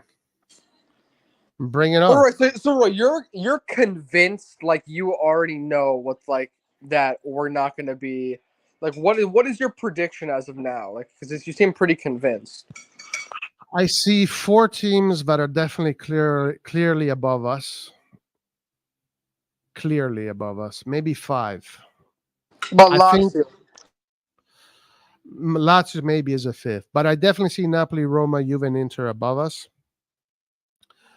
Our offense is top 4. We do have a top 4 offense. I think the only offense still to date that you can say is the best offense is still Napoli as of today. So they're still the best offense for sure. Then maybe we are in the top 3. So maybe we're the third. Maybe we're even the second best. I don't know. But I think offensively we're in the top 4. Defensively we are in the top 4. Midfield we are in no man's land. No man's land. We are in no man's land in midfield. damn. In midfield we are the level of Empoli pretty much. Yeah. Mayfield is just unknown. That's what it is. Say what? I think it's just an unknown aspect that we need to see how they pan out. Dude, come on. You're talking to the top G of fucking. You're talking to the top. You think unknown, bruh? Barra. Barra.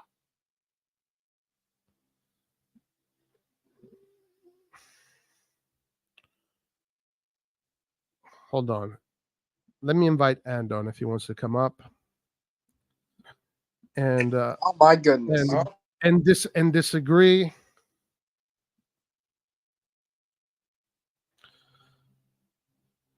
If he wants to come, he's welcome. Okay, bring your guest on, bro. Come on, bring him on.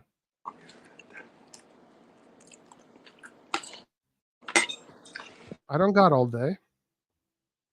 Whoa, what's up? Who's this? Roy. Who is this? Roy, it's Guido, man. Are you eating, Guido? Yeah, of course. Or what's up, Guido? How's it going? It's going great, man. Forza Milan. Okay, come on, Guido. Get over it. Get it done We with. just Let's need go. one more move. We need to sell Benacer for 50 minutes. They gotta pay the clothes and buy number 9, and we're all good.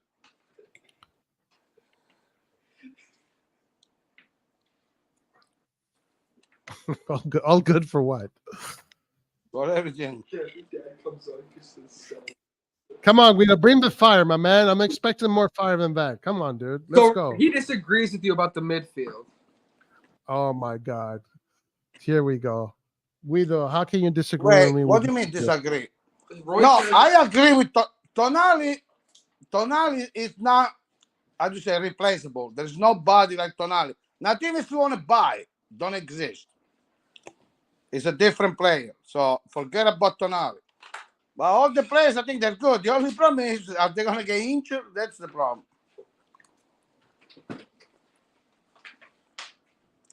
Where do you play? Where do you place Milan in the amongst all the other teams? Where do you see Milan right now? I don't think there's any good team. They're all the same.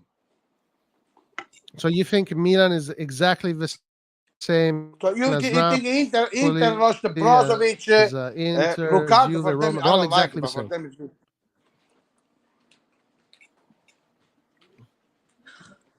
Midfield, they're just going to play together. They're not genius. They're just going to run and carry the ball. We have a good offense. If they're able to carry the ball to the offense, we're good. We don't need those fucking play the ball around 3 million hours. Hold on, Guido. So are you telling me that Ancelotti's Milan, if you took out Pirlo, Seedorf, Gattuso, and Kaká, it would have been the same? No, but who knows? Depends. As long as we have Shevchenko there. Listen, Milan wasn't the only good team at that time. Juventus always beat us in the Italian league. So how many leagues Italy Milan won with only with Capello? Ancelotti won 2 leagues. We were so good, but we were not winning Italian league. So that don't mean we were the only team with a good midfield. Juventus was unbelievable all the time. Convince me that this midfield is a winning Scudetto midfield. Convince me. Winning Scudetto is a big word. So that's not necessarily what he's saying. I'm not like you. Can you predict the future? Because I got to see it little by little. So you cannot say that based on the names. You got to see the way. Okay, fine. Convince me as a top 4 midfield. Top 4, even more.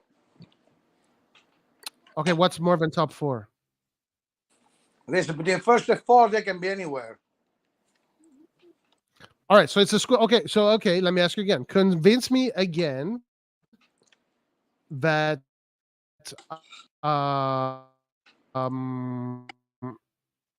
convince me again that midfield. No, maybe you can convince me and I'll agree with you. Go ahead. Actually, guys, that's the test. I want someone to give me a good like good Antonio, argument on why you think I think Antonio said before, with Tonali would be perfect. That's the problem. It's not perfect. But the funny thing, Pioli is the one who's gonna screw everything up. You know why? Because he want to sell Adeli and Krunic. Those are the only players that can play center mid at this point. I don't know why. I thought the Reindeers was the one that could get the ball. Looks like Reindeers play offense. So I don't know. I was expecting Reindeers to be the one distributing the ball. Doesn't look like. So well, hold on. What I saw from Reindeers, I mean, it's just not so much that Reindeers can only play in the cam if behind him he has a decent playmaker. Like if Benacer was playing, then you can put Reindeers in the cam. Because Benacer will get the ball and he'll play it. So what about Musa? When Musa's gonna play? Musa's not a regista.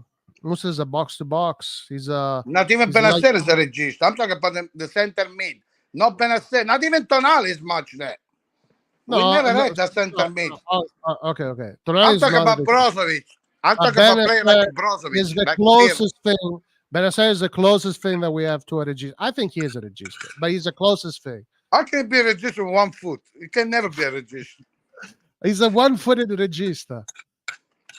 Anyway, if they give me 50 million for Benacer, I go myself, but walking, I bring over there. Walking. Wait, hold on. But would you walk on 1 foot or 2 feet? 2 feet, of course. I put on my neck, a cavallo. So listen, you're not doing a good job at convincing me this is a top level midfield. Go ahead, convince me Top this is a top level. level. Top level is nobody is. For me, top level is Modric. Do anybody have a Modric in Italy? That's top level. Top level in Italy. Come on, let's not play the semantics game. Well, you know what I'm talking about. So, Dad, just to be clear, Roy is convinced that Inter, Napoli. Well, Inter Roma- and Napoli, did they change anything? If they didn't change anything, of course they're good. Not, but Inter lost to Brozovic. As good Barella can be, no, but guess what? They have Aslani. Aslani, we don't have Aslani. We have Adeli and Krunic, and we selling them. So are we play 4-2-3-1 or we play 4-3-3? You know, as long as I love reindeers, I don't know if he's gonna play if you need the center mid.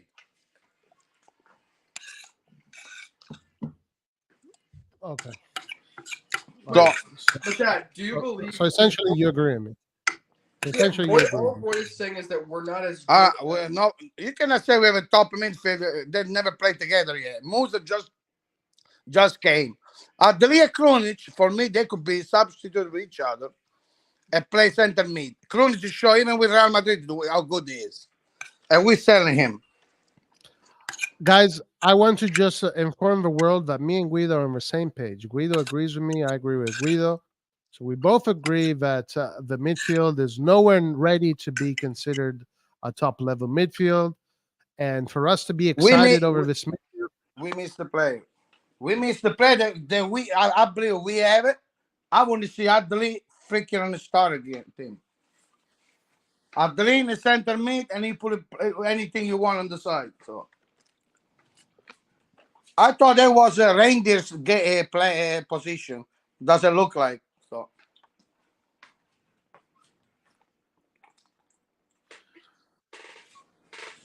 Okay, go ahead. okay, so you did it. So at the end of the day, we agree. But We the agree. difference the between midfield you is guys not is that, good. well, Roy, The players we bought it, but I don't see it together yet. I like the players we got, but I don't know together. I don't know how to put together. Because we're gonna get rid of Krunic and Adeli. And that's the worst mistake we can make. If we play at three. Well, Roy, the difference is between you guys is that he also isn't saying that we're automatically going to be out of the top four in the midfield. Like, he thinks that there's still a possibility. He doesn't want to give credit. We don't need a midfield. If the offense does it so good, you got Chico West and Leao on the both wings. Then you Come don't on, need a Guido. midfield. You just gotta give the ball to them. Guido, come on, my man. What do you mean we don't need a Come midfield? on.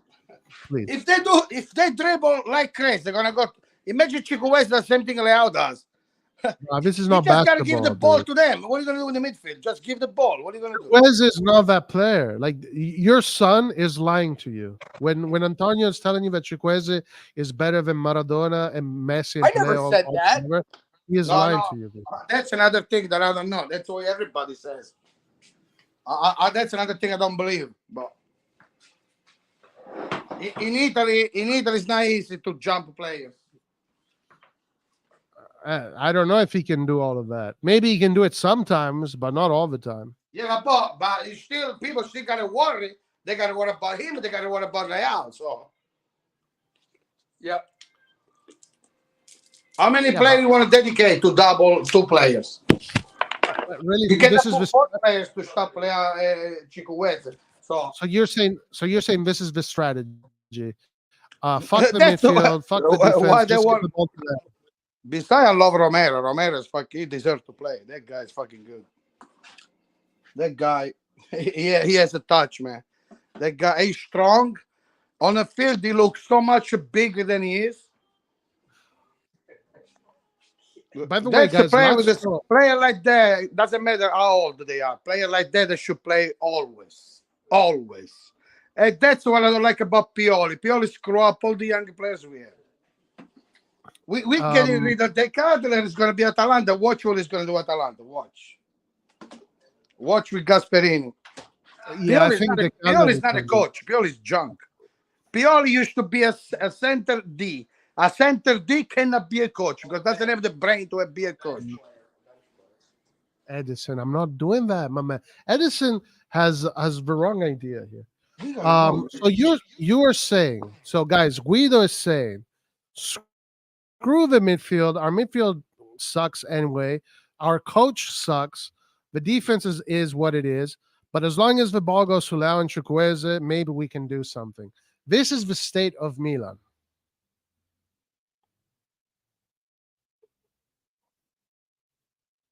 But he's still hopeful that we can perform.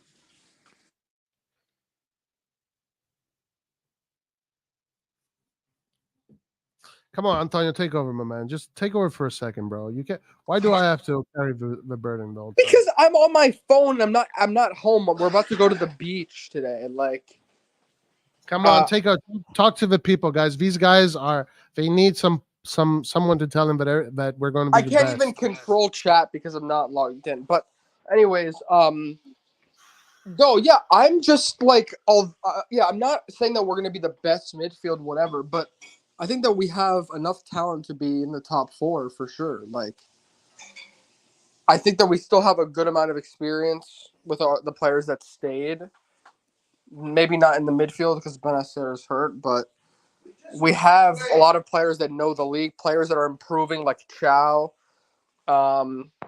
players, that are coming in that in the attack, like you said, that are good. We won the league 2 years ago. We lost Kessie and Tonali, but we also gained other players. Magnan is going to be the center. Magnan can be the regista. No, but Magnan is hopefully I heard he might renew soon as well, so that's good. I don't know. It really is about how we sort of build the chemistry, I think, in the first few weeks. I think the Monza game is this week. I'm not sure when it is, but yeah, we're going to win. Okay, we're going to win 7-0.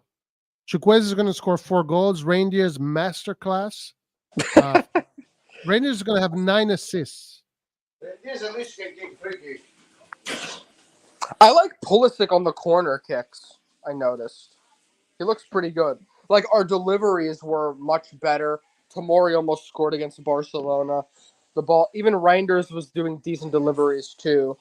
I think we can be a really dangerous team when we have space, which is a good positive. But of course, in Italy, when you play against those different closed teams, especially Inter, it's still yet to be seen how we break them down, because that is a lot of the midfield's responsibility.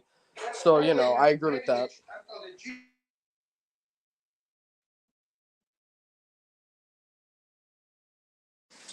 Pioli. Plus the Musa we haven't seen yet. I believe it's good. Yeah. Guido, Musa, se fosse veramente italiano, come dicono, che non è italiano Musa. You know how many years he lived in Italy?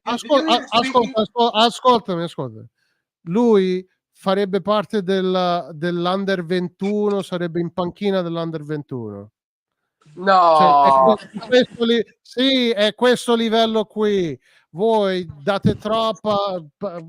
Allora, ma Musa, almeno Musa ha giocato negli mondiali, dai. Sì, ma perché giocava con l'America, voglio. Se fosse l'America ha America ha passato il gruppo, però. Sarebbe dietro Ricci, dietro Tonali, dietro Rovella. L'America non è una squadra debole adesso. Loro hanno passato il gruppo contro l'Inghilterra, hanno pareggiato. Ascoltami, sarebbe dietro Ricci, dietro Tonali, dietro Rovella, dietro Miretti. No, you're just a pro-Italian, man. Sarebbe dietro tutto. You're just like a pro-Italian. Okay, because he's better than all of these players that I mentioned. He's not technically, but he's effective. No. Is he better than all of these players that I mentioned? Not all of them, but he could be on the bench. The players that I said are under 21s. Fine. So he would be a starter. He would be a starter for U21. Yeah. No, he'd be on the bench. He wouldn't be over Tonali. He wouldn't be over Rovella. He wouldn't be over Ricci. He wouldn't be over Miretti. He wouldn't be over Fagioli. But also, you don't really the thing is with these players these days is you give him minutes on Milan, and for some reason he'll just like Tomori isn't in the English team. When he came to Milan, when he came, things were working out for him, and everything the fans were supporting him, and then all of a sudden he became one of the best defenders in Italy. We won the league. Now he's not anymore. But whatever. If you plug players into the right situation, and things can work out. Musa does have he is a strong player. This fucking woke piece of shit, Paul, thinks that because I support the national team, I'm a nationalist. Bruh, this Karen woke piece of shit, dude, you fucking piss me off more than anybody else, dude. I'm seriously, I can't take it anymore. I can't take Paul's fucking super woke. Oh my God, if you support your national team, you're a nationalist. Blah, blah. What the fuck, my man? Seriously.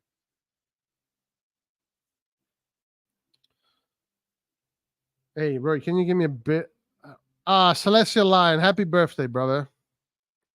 Happy birthday. Happy birthday to you, Celestial Lion. Here, this is for you, Celestial Lion.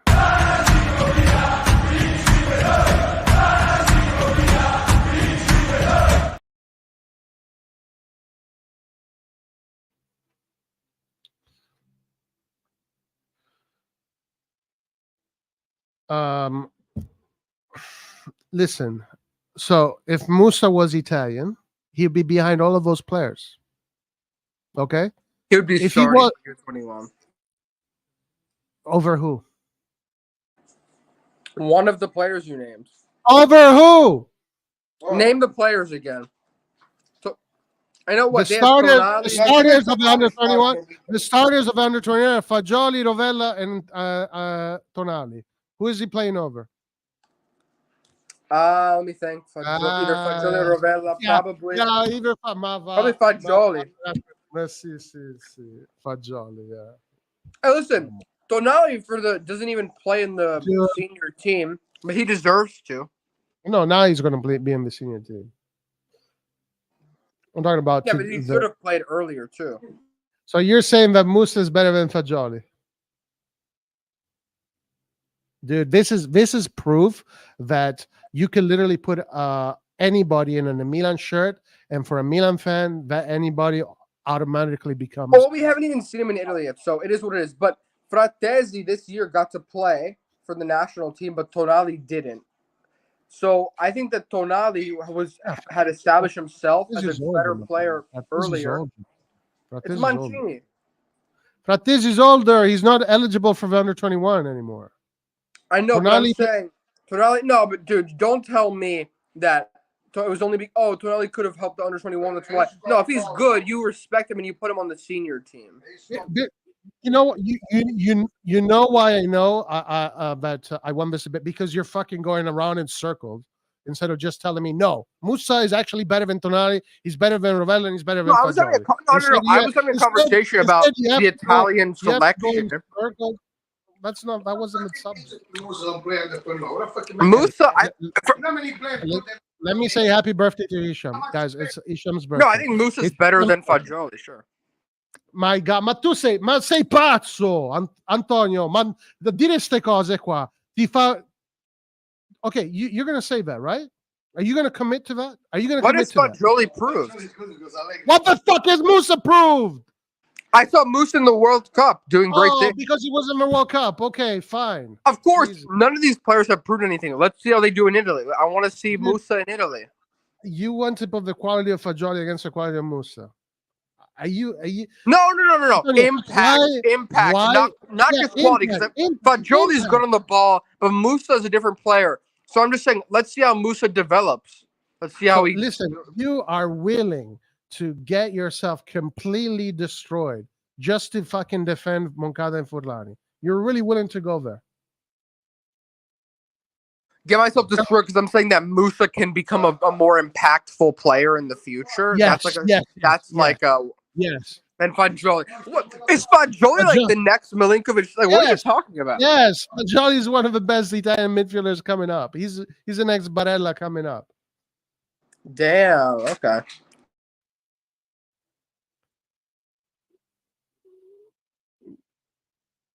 Mamma mia. So you're willing to go there, huh? You're willing to go there.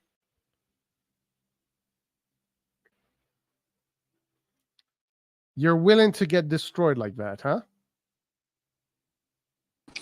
I forgot that you bet like your whole income on Italy like winning the next World Cup in the next few years. That's why you're defending them.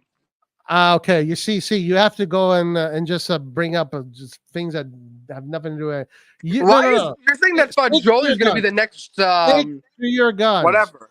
Stick to your guns. You said that Musa is going to be a better player than Fagioli. Wait, repeat it.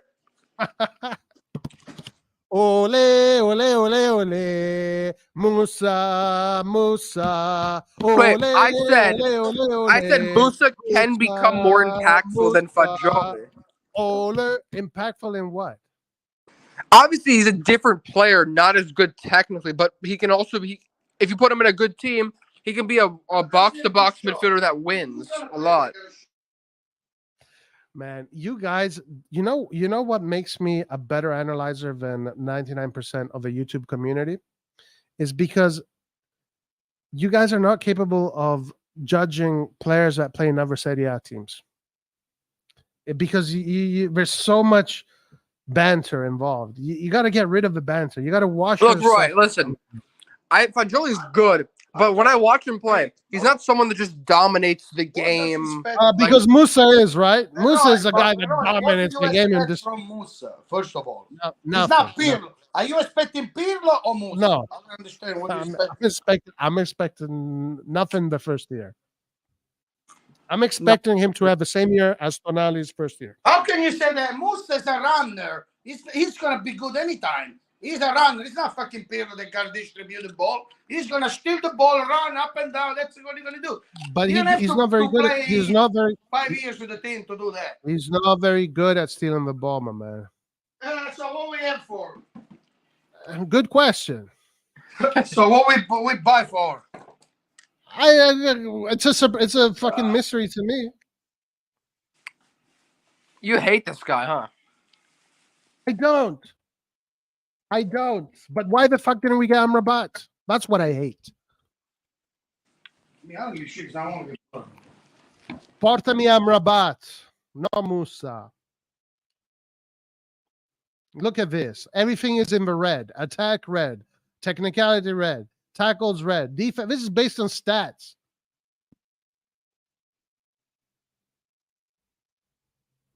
Fender you can use, not for other people.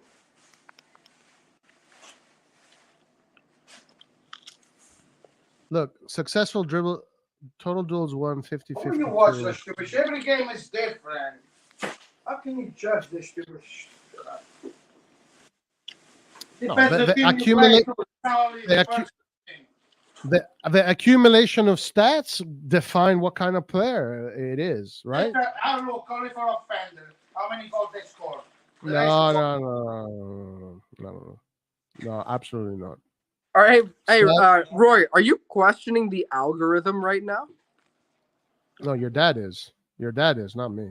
No, you are. You're questioning Musa, but look, the algorithm. Oh, I'm questioning the Billy Bean algorithm. Yeah, sure. Yeah. Oh, here he is, guys. This guy here, dude. He is the lawyer of Moncada and Furlani.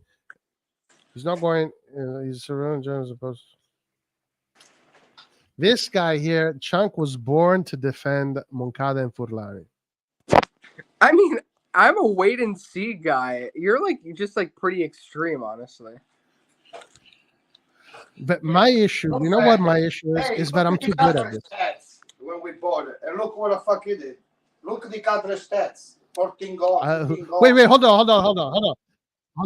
What is the Rude Awakening? Paul, what is the Rude Awakening? I know what the Rude Awakening is from Paul because I know how Paul is. We're going to fucking beat, I don't know, Bologna. Musa scores the winning goal, and Paul's going to, I told you, man, fucking Musa, the best fucking player. That's his Rude Awakening. I look at the whole season. That fucking one goal that Musa will score when we beat Bologna won't mean shit at the end of the season. But with Pioli coach, you think we're going to play like a Man City? We don't need to play like Man City, my man. Guido, I So know what you do you know want, this. Roy? What do you We want? need fucking top players, top G's, dude.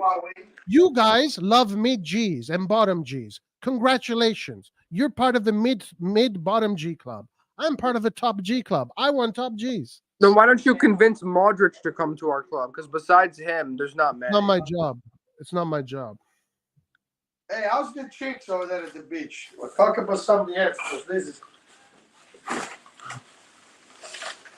fucking California. Roy, go to the fucking beach, man. I'm not in California. No? Where are you? Molise. Molise. Well, enjoy the freaking food. I am, dude. Right now I'm doing the live and I'm just making sure that people don't get deluded, you know, because a lot of people, I'm seeing too many fans here already Oh, celebrating. vai a Termoli, vai a mangiare, vai ai Senti, Trabocchi, Antonio, Trabocchi. tuo figlio mi stava dicendo una settimana fa che Chukwueze è più forte di Thierry Henry. Cioè, No, hai I capito? didn't say that. What is Io- wrong with you? Io, I said he- I said he can be sono the- qua a portare bilancio. I said he can be the best right winger in Italy. Me, Thierry Henry was average. Will never be with the players that Milan had and everything. Thierry for me is so freaking overrated. Was a good player, not a champion for me. So I don't agree with that, but I'm just gonna say that I said that he can be the best right winger in Italy. Pochissimo, guys. Tu di calcio ne Roy, capisci name a better right winger like than in Italy. Like who do you want? Right. Okay. Right wingers in Italy that are better than Chukwueze. Well, first Yeah. of all, I want to see Chukwueze play. First of all, but I think Chiesa is obviously better, like by miles. He plays both wings, but Yeah, he plays both. That's also what makes him better. Berardi is obviously better. Lozano is probably better. Politano. are is you probably better. serious? Are you serious? As of now, yeah. Yeah. Who else is there?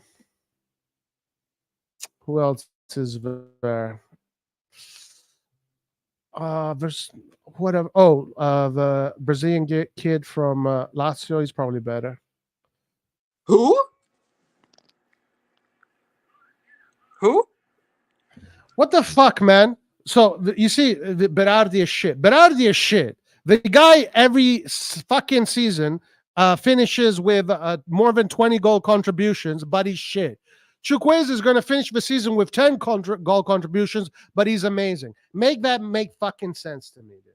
Make that make fucking sense. You guys watch highlights. You saw this guy take a fucking dribble a few players. Now you fucking think he's a Ballon d'Or winner. You know what? Chukwueze will only be better than Berardi if for 3 or 4 seasons in a row he does more than 20 goal contributions. Then he'll be better than Berardi, all right? Because fucking numbers talk.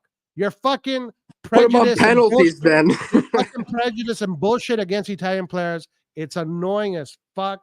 I don't know why there's this culture of shitting on Italian Roy, players. Roy, I can't have a discussion with you when you say that Berardi is better than Riyad Mahrez. Like, if you don't admit, my dad is laughing out loud. If you don't admit that, like, if you don't even want to admit that, then how can I have a conversation with you about that? I never said that. Well, Ciro Immobile is better than You're Giroud. lying. I said that I would prefer. I said I prefer Berardi to Riyad Mahrez. I didn't say he's better. I said I prefer. Dude, that's horse. Because when we were doing those debates, you would always To be me, like, yeah. if you to put me, if you put Mahrez in Italy, you were like, because the quality is like the same. If you like, that's what you were saying. Like you were acting like they were like the same. Like that he wasn't better than Berardi. Like that's what you were saying. okay, listen. When Chukwueze is going to have the same numbers of Berardi, then you guys can come and talk to me, okay? Because until then, all you guys are just fucking being little haters. You're just being little haters because you fucking have this issue against Italian players. It's probably racism. That's what it fucking is. But until then, until Racism Chukwueze, against my own heritage and country. I'm not talking to you, my man. I'm not talking to you. I'm talking to the chat right now. So until then, until Chukwueze can get us the same numbers that Berardi does every single fucking year, then come back to this chat and tell me, yeah, you see how Chukwueze is better than Berardi?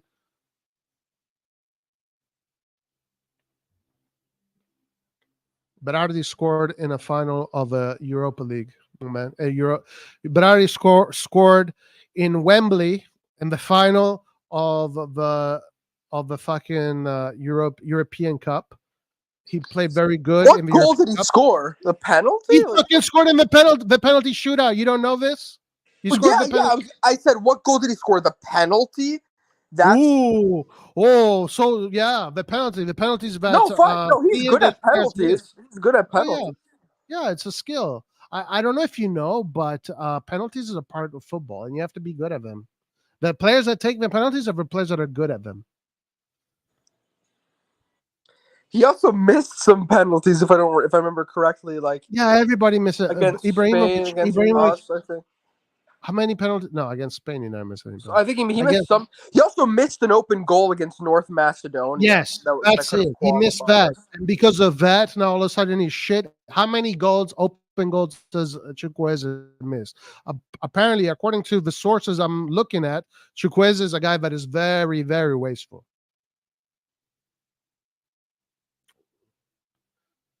Fuck you, Dream. I don't know who the fuck you are. Get the fuck out of here. Who the fuck is this guy?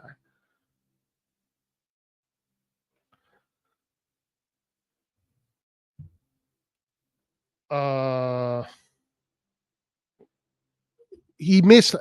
What? Because he missed a goal. How many fucking he great doesn't players have this quality that you talk about. Yeah, he gets good numbers. That's because he's the leader of his team. That is always like a mid-table team, and he takes penalties for them. And he's a solid player, but he's not some sort of 40 class right winger. Like there's better right wingers that can do more things, create more chances. No, listen, I think he's going to be okay. I think he's going to be all right. I'm not, but you fucking say he's going to be better. Chunk literally one day said that he's better than Leao. Oh, okay. Well, I don't believe that, but right. I think he's a good player. He was better than Leao. You didn't say that? Me? Yeah. No, I know. Are you like actually like deluded? Because when I say things like, it's like I say things that I never said, and you never say things that I say you say. But I said that he's a technical player that has really good dribbling stats.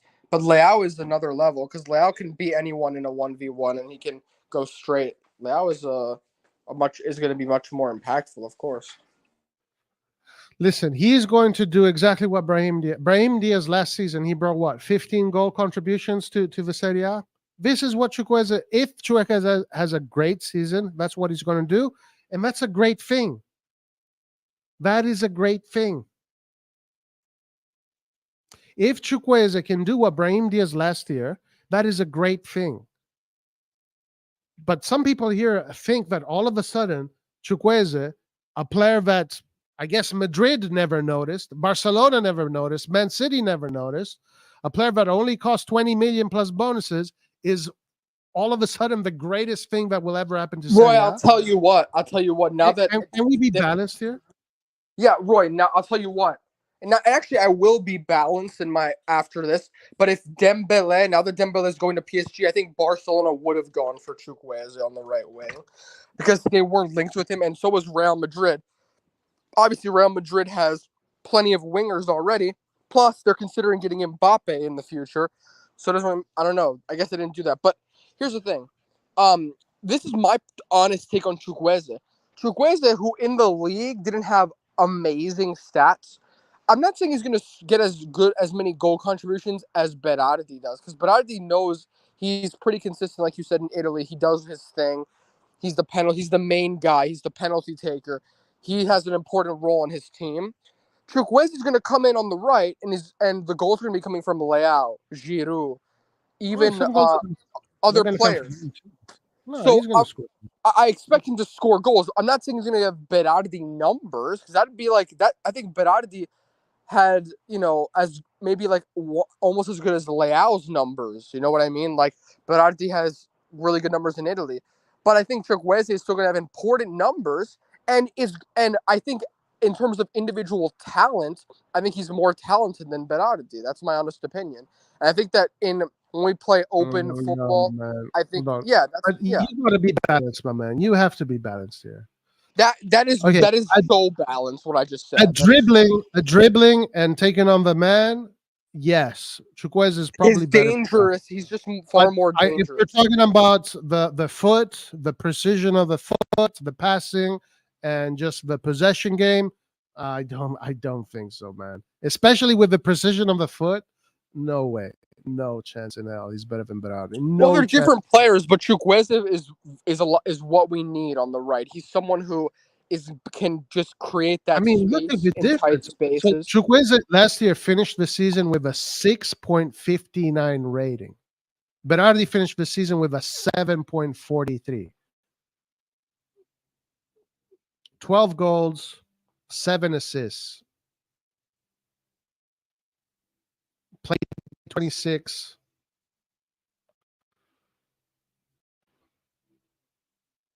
Creation 85, attack 90. His precision with his foot is much better, my man. Much better. Then Chukwueze is definitely better at taking on the players and taking on players. We got Andon back in the house. What's up, Yeah, Andon? that's How you doing? nothing, just on vacation. I'm in Bulgaria. I don't have that much internet, but I can stay for a couple of minutes. You're in Just 1 Bulgaria. second. Yeah. Oh, nice. How's Bulgaria? It's okay. It's nothing special, but it's okay. It serves the purpose. Oh, okay, good, good. All right, my man. How What's are you up? doing? I'm good, bro. What's going on? Nothing much. I mean, we're doing some good work on the Mercato. That cannot be denied. But time will be needed for everything to gel. Nobody should expect that we're gonna ball out from the first game. They're gonna need at least for a month. But if they manage in that first month to get some scrappy wins and not to get like too many points lost, then we're good. Where do you rate our midfield, Andon? This is the big Uh, conversation of today. Where, because in my opinion, our offense is potentially can win the Scudetto. The offense potential. I still think Napoli has something more than us in the offense. But I think we are maybe top 3 in the offense. Maybe. Defense, I think we're in the top 4. But midfield for me, we're in no man's land. That's the I big mean, topic of the day. in midfield, we're missing only a CDM. If they manage somehow to get some kind of a CDM, because we don't have that proper defensive midfielder. We have good midfielders, and all of the signings that we got so far, except for Musa, because we didn't see Musa play, they were okay in the friendlies. They were good, but they're gonna need time to gel. If they manage to make a unit out of that midfield and build a proper chemistry, we can have probably one of the top 4 midfields in Italy. But we need to get that defensive fielder because currently now we are more kind of a attacking oriented midfield. We don't have proper coverage for the defense, and that can cause problems. And that's why we were even looking goal last season. So hopefully they can get at least one quality CDM. If they manage to get that, easily it's a top 4 midfield from the start. But if not, it's gonna take some time. I agree. Hold on, guys. I have to respond to Edison here. So Edison says, with Roy's way You of love thinking, this guy, man. we would have never had Kaká. Okay, so Kaká was the best talent coming out of Brazil in that generation. All right, the Kaká in Brazil was. If you look at his highlights from Brazil, Kaká was a menace in Brazil. He was killing it. Kaká was basically the Vinicius Kaká was Junior part of the 2022 World Cup squad that won the World Cup. Shevchenko was one of the best strikers in Europe at that time. Dida was a goalkeeper of Brazil. Pato, like Kaká, when he was coming up, he was this young kid, kind of like Endrick is right now. And Leao also, the Portuguese Federation said that this kid, Leao, was going to become their next best player. So, no, these are the players that we should be getting, Edison. These are the players we should be getting. I mean, we're finally gonna have a proper right wing. I don't know why people don't believe in Chukwueze. Yes, his numbers may not be that great, but he's the best thing we had in 4 seasons for the right wing. He's fast, he can dribble, he's explosive, he's gonna release some pressure on Leao. Because I'm getting this from people that watch La Liga. Everybody's saying that, for example, if Chukwueze was part of the EPL, he would cost 70, 80 million. And the only way we got it for kind of a cheap deal is because he wanted to go and he had a year left. If that wasn't the case, his price would have been 40 50 So million. do you think he's going to be what are you expecting from him? I mean, I'm expecting somewhere between 12 to 15 goal contribution. I'm not talking only scoring goals, but combined with assists. Yeah, I if he think has it's a a good reasonable number. yeah, I agree with that. If he has a good season, that's what we hope he should bring. I agree with that, and I still stand by my point that just because he has less goal contributions, I think he's still better than Berardi for what we need. That's my I mean, point. again, the main focus on goal scorings would be on Leao and probably Giroud. Yeah. And depends on Okafor what, because I'm still kind of, I don't know what kind of role they're gonna use Okafor. Either it's gonna be like a backup to Leao or just a pure striker. There's another question. Dude, Edison, please don't become Paul 2.0, my man. Please do not become Paul 2.0. We already have Edison we is already have in his mind. we already have one Paul. We don't need another one, okay? No. For me, Kaká was a super signing. He was a Ballon d'Or winner. Shevchenko was a Ballon d'Or winner. Leao is potentially can become a Ballon d'Or winner. Pato, if he continued his career without the injuries, could have potentially become a can Ballon d'Or become a winner. Ballon d'Or. Bro, these are the players that I want. I want the Ballon d'Or winners. I don't know what the hell is you do not become Paul 2.0, Edison. I mean, Um, also Romero looks like a very good potential. He I like he looked Romero. okay in the friendly. What did you think of the friendlies?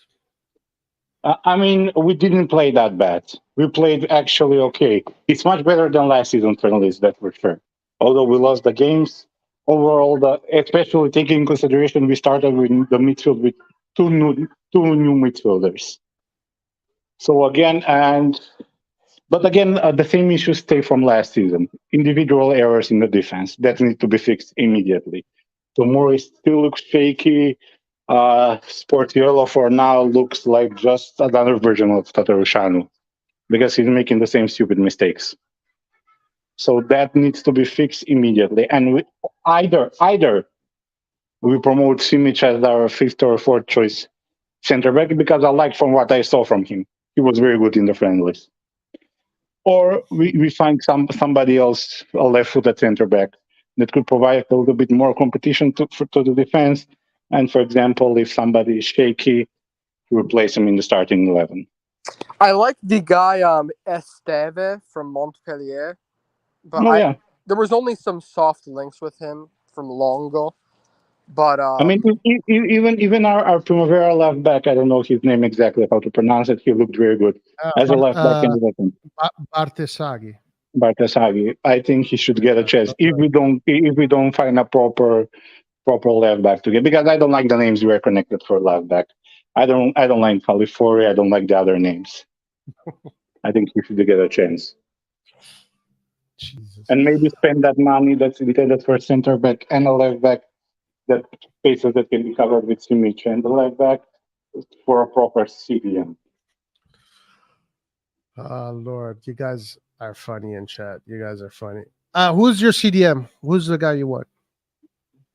There's only one answer for that, and that's Armambat, but that's not possible. Yeah, that's what I'm Who? saying, man. Why spend? But this is my thing. Why spend 20 million on Musa? We already have a lot of box-to-box players. Put in 10 million more, get Amrabat, and then we have a midfield. I mean, listen, Musa is a very good potential, and he's gonna be great. But I think more the thing is they're trying to get more coverage on the U.S. market, and that's one of the reasons I'll they be got right back, Musa guys. into the picture.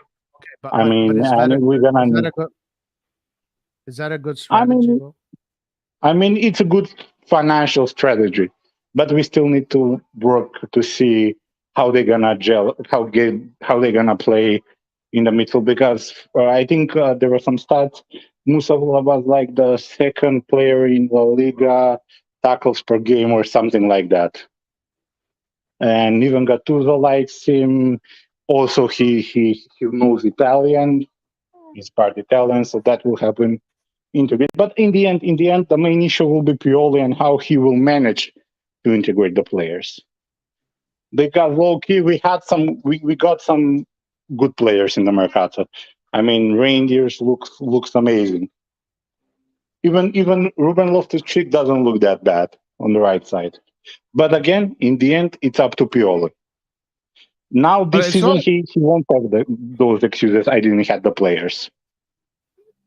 this year. Well, the problem with him this year is that the players he has in Serie A are inexperienced.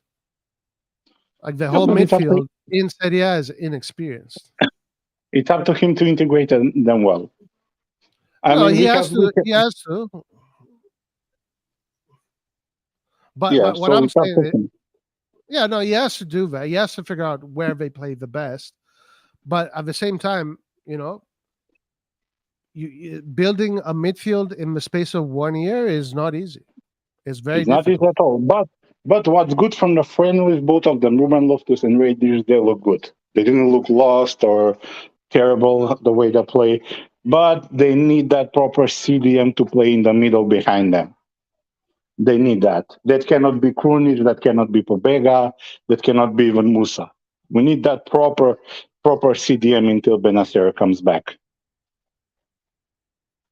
With if we get that proper CDM, Yeah, I'm I don't I'm saying we are guaranteed a top four spot, maybe even a title. But without that, it's going to be very very difficult. And people should not yeah, expect, like for example, they're gonna start ball out from the start. No, that's not no, possible. that's They're no, gonna need some that's time. no way. No way that's gonna happen. I'm worried about the midfield. I think the offense we did an okay job. We need a strike. We need a top level striker. Like we need a guy that can be an answer to Osimhen. Otherwise, they will always have that advantage. We need a guy there in the center that can score 20 goals more a season. And then the midfield, I don't know, man. And today, I'm so upset when it comes to the midfield, man. I was hoping we would have done much better. I'm not happy. I agree. Amrabat is the first choice. I think he's a necessity, and I'm concerned that the midfield is going to struggle a lot. They're gonna struggle in the first maybe couple of games or 2 3 weeks. But in time, they're gonna need just some time to work. I mean, the problem is only the CDM. They need that player that's gonna make gel everything together, and that not to be Krunic. Krunic is I being mean, sold. What do you think of that? I mean, depends on the price we're gonna sell him. If we can get 10 to 15 million, it's okay price for him. He can go. But if we sell him below that, it's not worth it because we're not gonna find a better player for that given price. And if he wants to go, there is no reason to keep him in the team. He wants to go, let him go. But if we sell him, I would rather much get only one quality CDM rather than two young ones and with potential. Are you still purely out? Uh, Still, yes, because I still don't believe that he's gonna manage to work this together. But okay, he has the chance. He has the team right now. He doesn't have the excuses because the guy was playing like 2 3 seasons without a proper right wing. Now he has them, and he has a good backup option for the right wing. Now he's gonna have even a good option for a left wing, a backup left wing. So in that Okafor. area, or Yeah. Pulisic. Yeah, we have the good thing is we have more options that I pray to God and I'm 100% sure they cannot be worse than Rebic and Origi last season. They cannot be worse. So I think at the start we're gonna play to score more goals than we can see. Roy, let me ask you a question, or But I guess both of you guys. yes, Where do you see Pulisic? Like, would you just play him as a bench player? Like, how would you? no, I would just put him. I'd have him be like in the Milan studios as like a entertainer, for the American market. I wouldn't even put him on the bench. We don't need You Pulisic. bad? I No, think they I put on don't. the left. No. Listen, I'll be honest with you. The Pulisic purchase to me makes no sense at all. Like what is the purpose of Pulisic? Pulisic does not want to come to Milan to be a bench player, right? Pulisic probably wants to play. But who is he going to play over? He's not going to play over Chukwueze. He's not going to play over Leao. Our midfield, if we play a 4-2-3-1, yeah, he will play as a cam. But I don't see if we can do that. My I question is, mean, where I is mean, Is Pulisic going to accept the bench? it's not gonna be the bench because we have so many games to play. We have so many games, especially at the start. We have very difficult schedule, and we're gonna need everybody to play. So it's a good option to have overall in the team. And that was our biggest issue in the previous years. We didn't Yeah, have those proper backup options. So he's gonna rotate. I just hope they don't play him at the right wing because he just cannot play at that right wing position. It's just too No. uncomfortable to watch him It's on that his side. in the left wing and cam. I think he's really good. I loved him Yeah. against Real Madrid. I thought he was very good. Hmm. Yeah, but that's Laos. Lao has a flag on that Right. space of land, and that's the Laos nation. Yeah, America won't be but invading that but that Roy, space. I think we need to make a bit more rotations this year. So just to avoid injury, to keep the team. Listen, as I said, in my opinion, when when it comes to the offense, we are in the top four conversation. I think it would be disingenuous of me to say that we're not. Yeah, we have Okafor. If he stays healthy, he should help. If Pulisic stays healthy and he doesn't mind being on the bench, he should help. Chukwueze, in theory, is an upgrade to what we have on the right offensively. Leao should make now the jump into being a better player. Giroud is still Giroud. Colombo now looks like he's going to be the third striker. If the offensive department stays the way it is, it's disingenuous for me to say they're not top four contenders. I still think that Napoli has something about over us, and maybe it's just Napoli right now. Inter last year they had something above us, but I don't know. Inter lost two big pieces right now up front. I think we might have caught up with them offensively. Offensively, I think we are okay. We need to get a big. If we get a big striker, then that puts us up there with Napoli. But I think offensively we're okay. But the thing is that the offense is the department that touches the ball the least. The department that touches the ball the most is the midfield. The engine is the midfield. Chukwueze, Leao, Okafor, Pulisic, these guys can be as good as they want. But if the ball doesn't get to them in a clean manner, a voglia ragazzi. So that's my concern. I mean, we played the best football when we played counter-attacking football. So if we manage to do that, that we're gonna be deadly on the wings. They're gonna The main, use that yeah, space. They're gonna use that space. It's gonna have a lot of open space. That both of them are fast. Both of them can dribble. So if we manage to do that, if we play that style of play, then yes.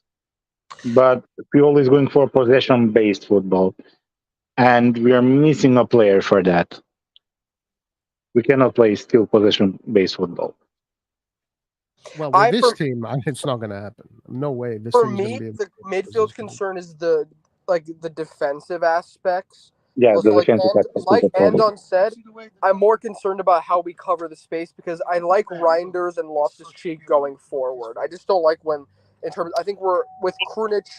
He's not the most defensive player. He can be a good body in the midfield, but I think that on the counters we were kind of stretched thin against Yeah, some of these teams. that's why we make mistakes in the defense. They're exposed. Yeah. And also Tomori Let me needs to address wake up this, with Mark. those Tomori needs to wake up with those risky passes that he makes. He needs to stop doing that. That's what I said earlier. Yeah. Let me address this comment. Marshall says Roy's in denial. Everyone we've signed besides Rangers is shit. Marshall, I repeat, this is my opinion. I stand by it. With the money we had this year and the opportunities that we had in the beginning of the summer, I'm extremely disappointed. I wanted to see Gundogan. I wanted to see Milinkovic Savic. We could have had some great players come to this team. I think they did not do a good job. But it is I what mean, this is my I opinion. mean, It's my opinion. honestly, yeah, we couldn't have signed Gundogan because Barca were after him and they offered him like 8 million. We were not gonna give him that salary, not at all. For Milinkovic Savic, probably there was a small opening, but Lotito was asking 40 million, and we are not paying 40 million for a player with 1 year left on the contract. One player that Yeah, probably we well, could that's have a got is mistake in that case. Fratesi, but what pisses me off about Italian team when Milan asks for a player, the asking price is 40, 50 million. But when Inter or Juventus But come in, they get those loan but deals with option to buy. okay, but for me, Sami, what's his name? SMS at 40 million is a good price. Like you're getting a quality player. You're not getting a bet. If you want top quality players, you got to pay the money. If you want to, 20 Yeah, but million is bets. You want yeah, to but bet we're or do not you want paying to get a 40 quality million player? for a player that has 1 year left on a contract. And the thing with Sergey is pretty much very similar thing to Berard. They are both 27, 28, and they still didn't make that jump from Sassuolo or Lazio to a bigger team. That's another issue. Maybe he doesn't feel I know. comfortable playing for a bigger team. That's another No, thing. Maybe even for that's me, why he chose even to go to Saudi Arabia. Because, for example, Sergey is a player that maybe half of Europe would want to get him. But in the end, he went up to Saudi Arabia. So yeah, there's things like okay, of that as well. course. Andon, if someone is telling you, "I'll pay you 25 million for 3 years," that makes in 3 years from now, you'll be 75 million euros richer. Of course, he's going to say yes to that. Football now is becoming more about money than trophies. I mean, one But player that could have solved our problem was probably Kessie, but he's going to Saudi Arabia as well. So, KC is another example. What we should have probably even brought back KC. But I disagree with SMS. I think 40 million for SMS is what you need to pay to get these good players. But I mean, whatever. they have a style. I mean, the new management has a principle work. They're going for a player that are worth between 20 or 30 million. They're going either way. If he's gonna work out, great. If he's not gonna work out, and they won't Yeah, make I don't like losses it. on those players. I don't like it. I mean, they want to work I'm that not a fan. style. I don't mind because for example, they said next Mercato they're gonna focus on the right back position and on a big striker. So if they do that, I don't mind this kind of a Mercato. I don't know. Hey, I don't like it. I don't like it. hey guys, Yes. you know What's for up? the defensive midfielder who I like, Who? Who? his name is Gorna Duath from RB Salzburg. Who? Don't know.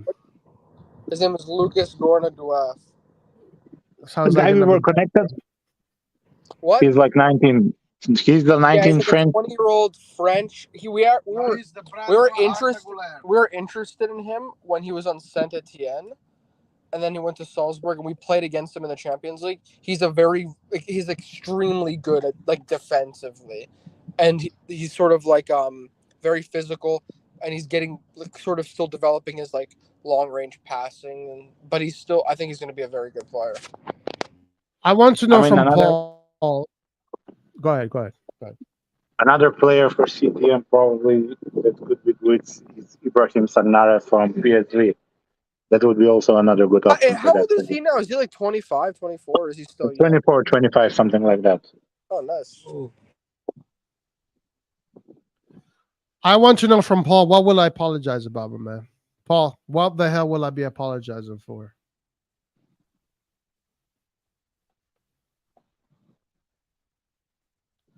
What will I be apologizing for? I mean, in the end, again, now it's gonna be up to Pioli.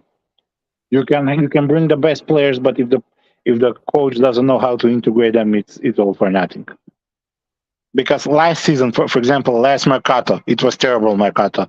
Except for Thiago, we got everything wrong. But the problem also was Pioli because he didn't know how to integrate them properly.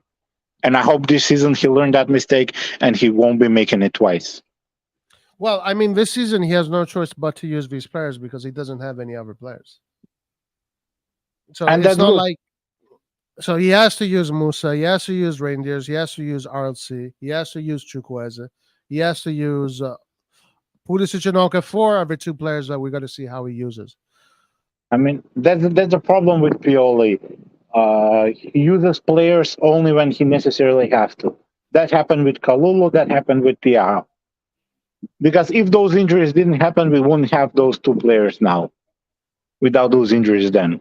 So that's Yeah. another problem that we have with Yeah, Pioli. Pioli has to trust the players. Like I want him to. Yeah, like I want to see. Like Adli, he my dad just said he doesn't trust him, so he's gonna go. I wonder what players from the youth team. I like the defenders from the youth team. I like Chaka Traore didn't impress me when he came on against Yeah. Juventus, to be honest. But he could have a role too. I don't know. Maybe we could just loan these players out. But I mean, one solution from the Primavera is Aleto. He's 19. He's a defensive midfielder. yeah, He was good last season in the Primavera. He should get a chance. If we are not buying anything else, at least give him a chance. See how he plays.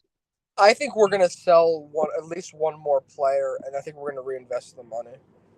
I mean, we have Guys, a lot of players to sell. For if example, if we manage to CDK, get Rodrigo, But also, we should not be selling Krunic for like less than 12 to 15 million because that he's a good age and he's a decent player. So I don't want to sell him for nothing to Turkey.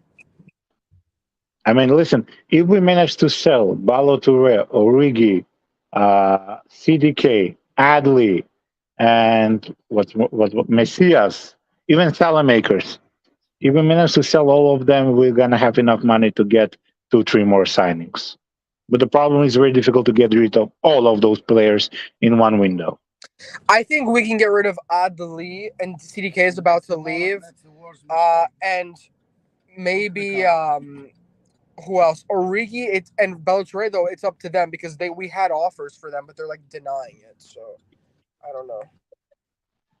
I mean, we have to find a solution for Salamakers and Messias as well. I think Salamakers in a 3-man midfield can play sometimes, but he's not going to have much. Yeah, I would keep Salamakers, man. Salamakers, one guy I'm not selling, it'd be Salamakers. I would keep Salamakers too, but 'Cause, I if would we keep, have but a good depends. offer, if we have a good If we offer, have a good offer, yeah. If we get a good offer, because it's obvious he fall out from Pioli's trust. Even in the preseason friendlies, he wasn't used as a right winger. He was used as a right back. yeah, they're saying that they're going to use him as a right back if he stays. Yeah. I mean, that's another position that we are very vulnerable on the right back. I like Calabria, but he's too injury prone. He's too glass made, and I don't like what I'm seeing from Florenzi. But that's an issue that we need to address next season, probably. yeah, I agree. We need to get a backup left back, a backup center back, and another midfielder more, and maybe a young striker. But that's not like the most necessary. I mean, first now we need to sell some players. Yeah. If we sell them, the good thing is it's still early in August. They made the majority of the work early in the Mercato, which I like, and the players will have enough time to get to know the team, to know Pioli, his tactics. That's the thing I like. But again, it will be very difficult, especially with Origi and even Messias and Balotelli rejecting offers. It's very difficult to sell them. Hey guys, I have a question. What do you guys think if CDK goes to Atalanta and he becomes super good, super performer like Pazalic? what would you think of CDK and how we managed him? Wait, you I said mean, if CDK does well? CDK problem is mental problem. It's in his head. Even I thought at least in the preseason we're gonna see something different from him, but it's the same problem. I mean, he's just not. He's just not He doesn't for know where to Milan. go. Yeah. He doesn't He- he just hides, and then also when he's on the ball, sometimes he does good, but other times he just like sometimes he just does simple I mean, things. Other times in, he just stays on the ball and loses it. in the He game doesn't against Real Madrid, we tried him in midfield with Ali. That was a disaster. That was the worst second half performance ever because we had no midfield then. So he doesn't even know. He cannot play as a striker. He cannot play as a cam. He cannot play as a right winger. He cannot play as a midfielder. We just don't have the space for him in this team. Maybe in a team with less pressure, like Atalanta, with more probably freedom, he can do well. And I hope he does well because I'm Hey, still. I still. Maybe I, with a good I, coach, he's gonna do well because he needs a coach. yeah. I still Gasperini. stand by this. I still stand by that he's gonna be a great player, but not just at Milan. Hey guys, if Atalanta signs Scamacca, which I know it's a done deal, I think, and they sign They have a good team. more players, they could also make top 4. Oh yeah, they have They're a good good. team. They have a good team. Very good. I mean, They got another. they They have have two a new better midfielder strikers. than us. That's for sure. El Bilal Toure is a good striker too. How And can then, Atalanta be better than well, their midfield is they have Coop Miners. It was very good. We got nothing. They have Koop Miners, they have Adopo, they have Darun, they have Pazalic, the attacking midfielder play with the cam. Lukman also plays as a I wonder cam. why they want CDK. I mean, I guess they could play him We got like where Bobby Pasalic plays. I don't know. They're set up and they're well gelled together. It's a good old machine. All right, let me answer this question. We're linked to Holman from Lecce, Dominguez from Bologna, and Ibrahima. Holman is going to Sporting, by the way. Holman is going to Sporting. Amrabat is going to Roy. Who would you take? Well, if the only options are Dominguez and Sissoko, I don't know Sissoko well, so I'm not a huge fan of Dominguez either. For me, the best option was clearly Amrabat. After that, it has to be Holman. Then Dominguez and Sissoko. I don't know. He could be incredible. I don't know him. Do you guys know? I mean, Dominguez would be good because he knows Serie A, so he won't need that much time to integrate into the team. He won't be a bad signing. He won't be something wow, but he won't be a bad signing. He will do the job. You were saying Roma was above us before. I'm still saying Roma is above us. Yes, 100%. This year, guys, Roma is going to surprise everybody. It's going to be another really weird season. Ando, what do you think about that? I know you disagree. I think Lazio will be better, to be honest. Come on, Ando. I know you disagree. I mean, the only thing I don't agree with Roma is their midfield. I don't know. I'm not 100%. Aurora was a good player, but he had problems with injuries. And I don't like, again, forcing Cristante to play as a starting player in a team.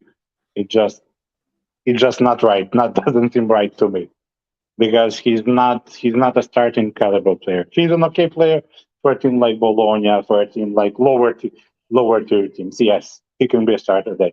But if Roma as a team wants to go to the next level and have better results, they cannot have Cristante in the team.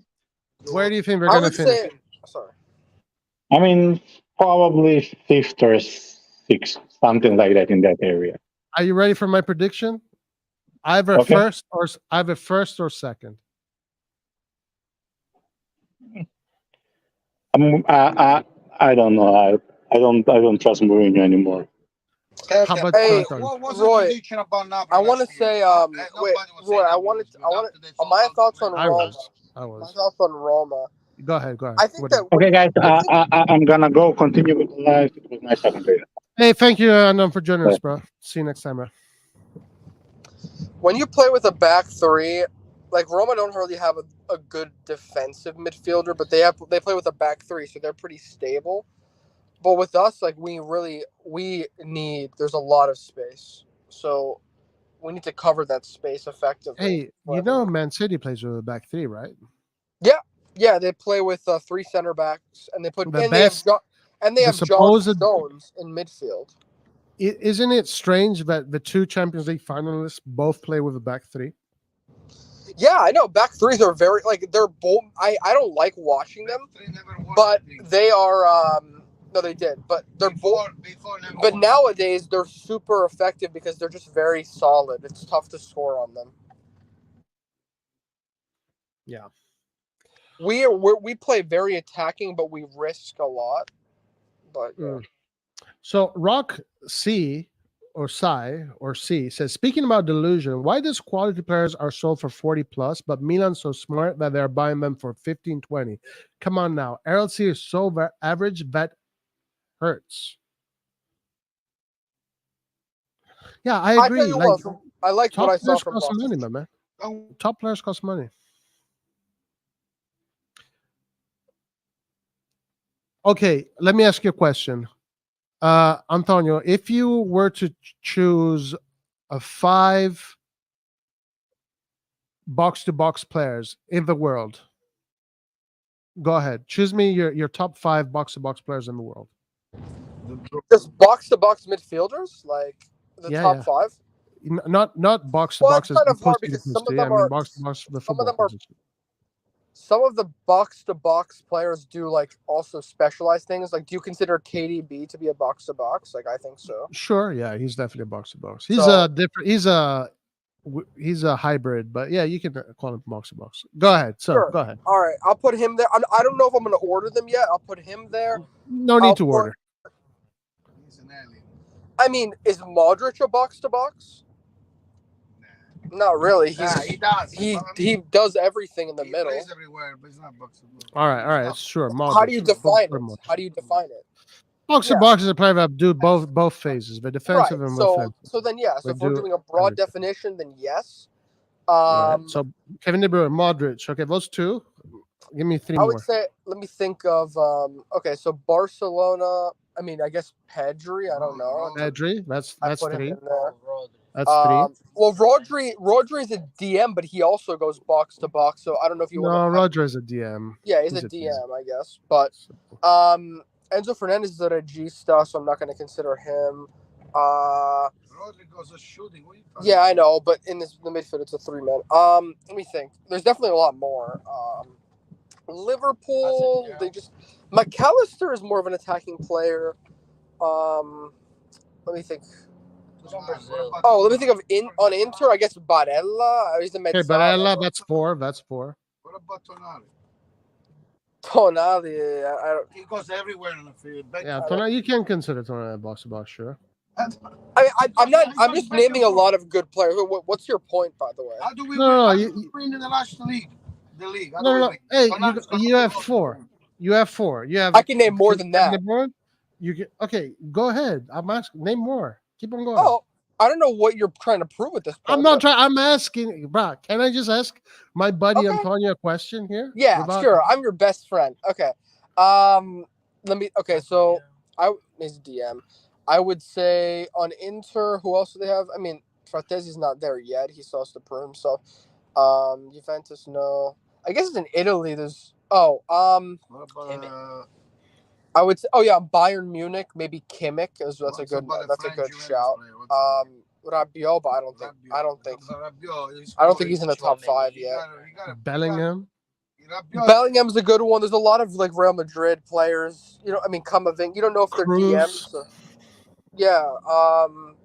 On Barcelona, you could say. I mean, De Jong is more of a regista. I don't know. Depends how he plays. Anguissa. Yeah. Are we just naming like good box to boxes? Or are you like Yeah. you want to list? Yeah, I'm asking you. Sure. I would say, who made the Serie A team of the season? Was it? Well, Yeah, Barella I was guess- the top midfielder. Yeah. In the Premier League, I would say. So I think of the top teams. So Man City plays usually. Yeah, they're not. I guess we named their box to boxes. We named. Gundogan is sort of a box to box player. Yeah. You can Gundogan, say yeah, that. absolutely, yeah. You could say on Chelsea. I'd say it's got a few, yeah. Who does Chelsea? Kante, What about Conte? Was a DM. He does a bit of Well, everything, but he did a little bit. he's in Saudi now, so it's a healthy Pogba. Sure, but he's also kind of past it. But yeah, that's a good. Yeah, it's a good. Let me think of other English teams. Give me three more. Give me three. Okay, more. I'm gonna stick to the Premier. Wait, so for PSG, do they have anyone? Not really. Who do they have there? They have Sanchez, they have Verratti, they have Verratti, I think it might go to Saudi, right? Yeah, I guess Verratti is box to box. He does everything pretty much. He does all the he does defense, regista, wait, let me think. attacking. Arsenal definitely has. Wait, no, they have Odegaard, Party, Jorginho. What else they have? I guess not really anyone who's box to box. Man United have. They have Casemiro as a DM. They have Eriksen, who's more of like a playmaking midfielder. Come on, Liverpool. two more. Cruz. Liverpool are trying to Tony Cruz. Yeah, you said that already, right? Oh yeah, okay, we said that one. I'm missing on maybe. What about like? Zelensky? Is DePaul more of an attacking midfielder, or is he like? DePaul can do all things. He's a box to box, yeah.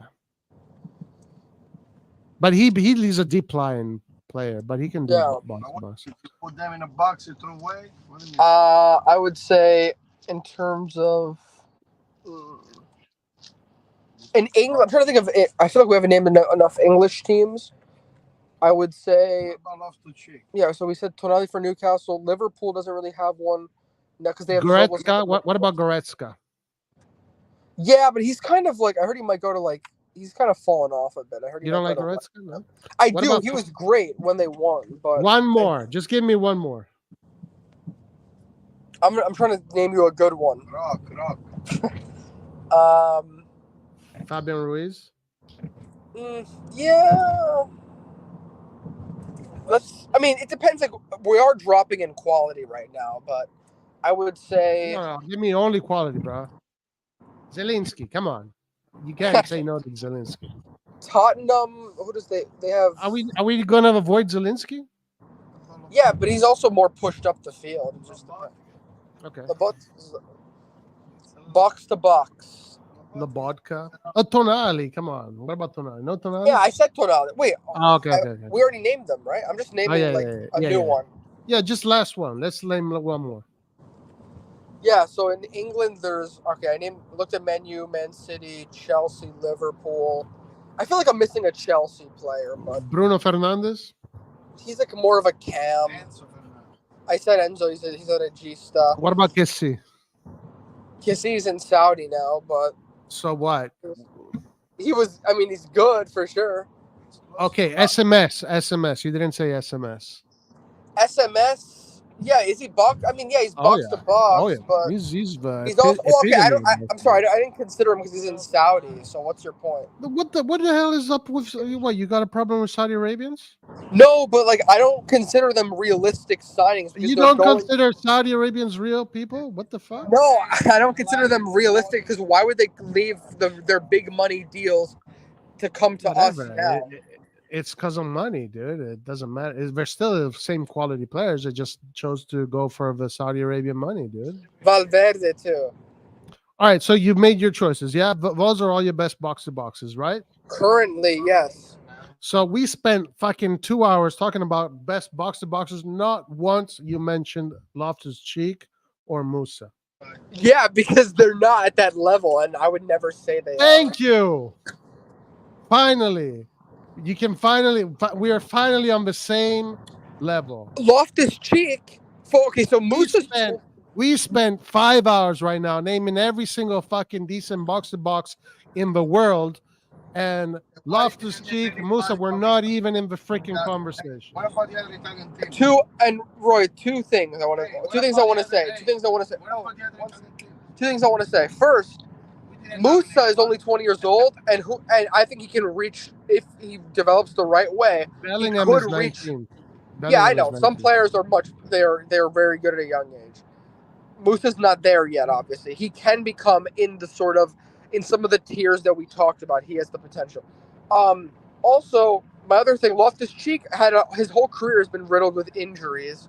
So how are you supposed to like judge how good he can be if he's always injured? What about his quality? You don't. Okay. Do you consider I mean, Loftus-Cheek? his technical quality Hold on. I have a question for you. fantastic, but what I he have can a question. do. Okay, Pretend there's a lie detector on you right now. Okay. Pretend there's a lie detector on you, and if you lie, you get a 5,000 volt discharge in your body. Right? Nice. Is Loftus-Cheek in the best 20 box-to-box midfielders in Europe? Today? Yeah. No, not today. Oh Lord, have mercy. Because he's just coming off of a like injury riddled career where he doesn't really get consistent game time. But I think he has the ability to get into that top 20, but he just hasn't proved it yet. We're not gonna need a box to box. Also, Roy, I have a question. How come there was like only 1 or 2 Italians in that list, and you say that I like belittle Italian players? It was your list, bro. It wasn't my list. It was your list. Okay, so who would you put in that? In my list? Yeah, who's better than those players that is Italian? But you said? Yeah. No, I thought more or less. Well, the best Italian midfielders right now are they're Pellegrini, Barella, Tonali, Frattesi, Verratti, Jorginho. These are the best ones right now. And then the upcoming ones, I wouldn't put the upcoming ones in that list. You know, they'll get in that list soon.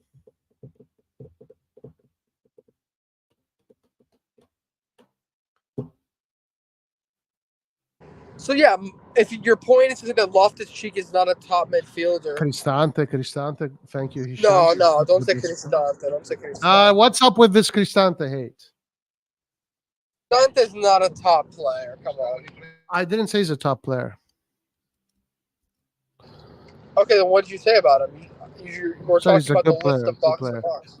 The only thing that I care about is that we spent literally 6 years right now talking about the best box-to-box players. Not one person in the chat or you mentioned a current AC Milan player, which is exactly why I'm telling you guys there's a lot to be worried about when it comes to our midfield, and praising the management for what they did with our midfield is just being generous to them.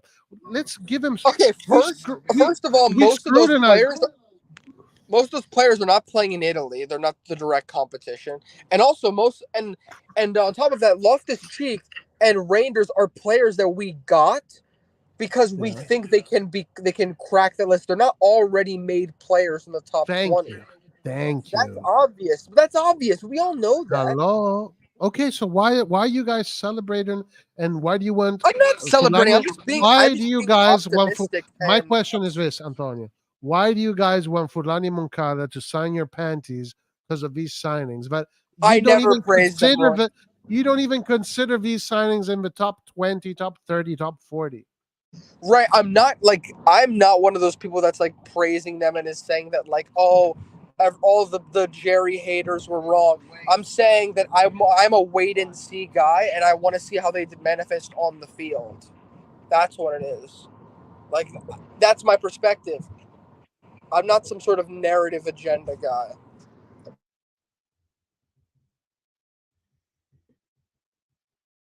Incredible. Incredibile.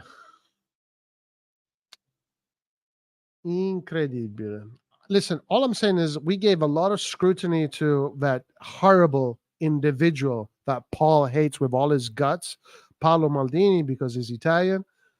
Let's also scrutinize. Hey, Paul, Moncada is French, so he's an Italian cousin. And Furlani is Italian. He was born in Italy, Paul. So you need to hate him too, okay? Roy, the thing I do like about Moncada, like I said before, is that when he wasn't like the sporting director, I felt like we didn't sign as many like really promising young, like super young players as we are starting to now. The one that we did was Kirkes, which is good.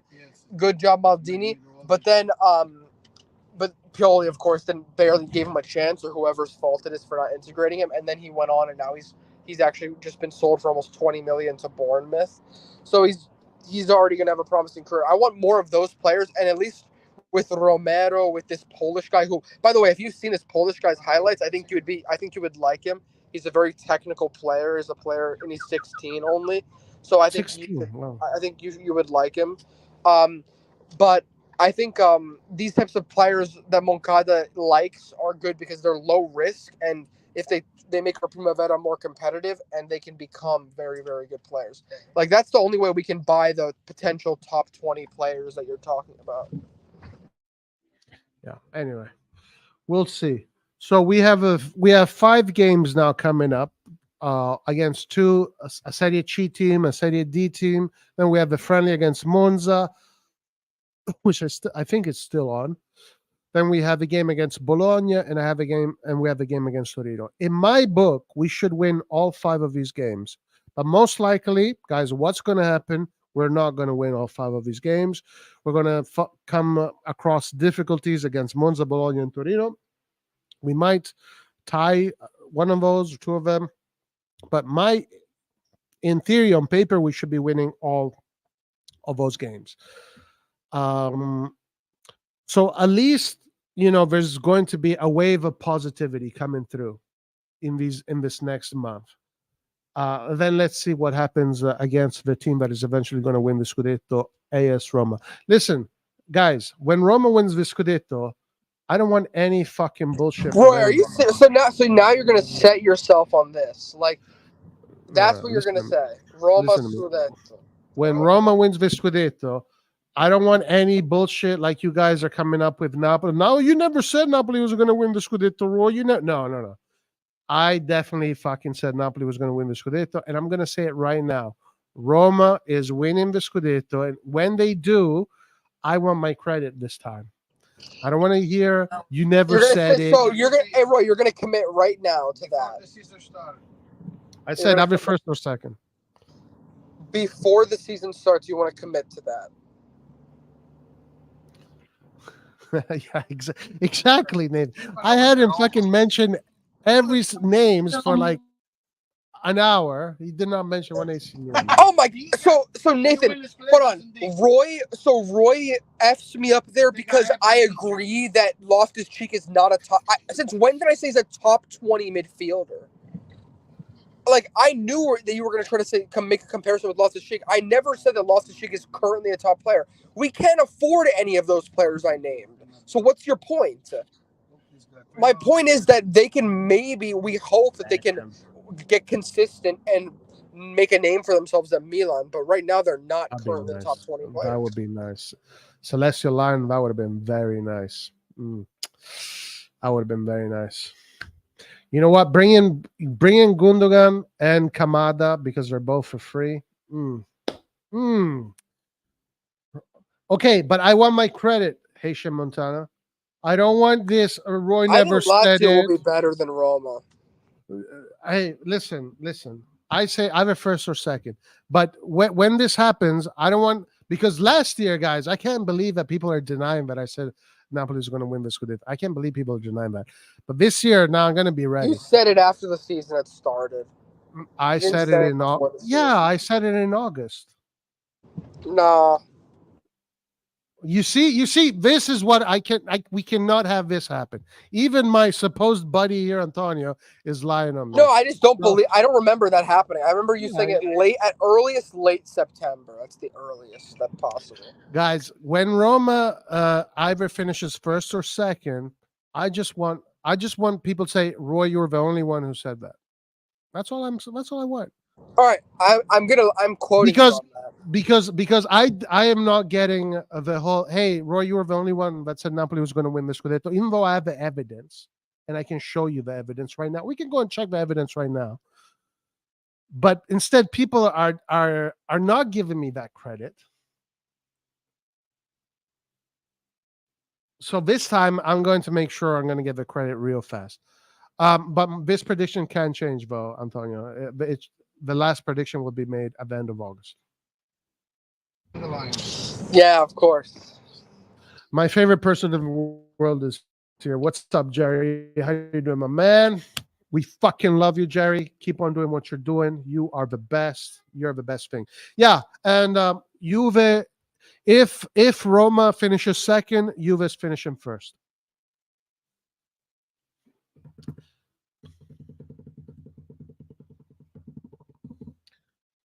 So why don't you just give me the credit right now, Antonio? Just say it. Just say it. Yo, man. What? Amazing. Just say it. Come on, just say it. Say it. Roy, I can't believe you fucking got it that Napoli was going to win the Scudetto. How the fuck do you must be a genius.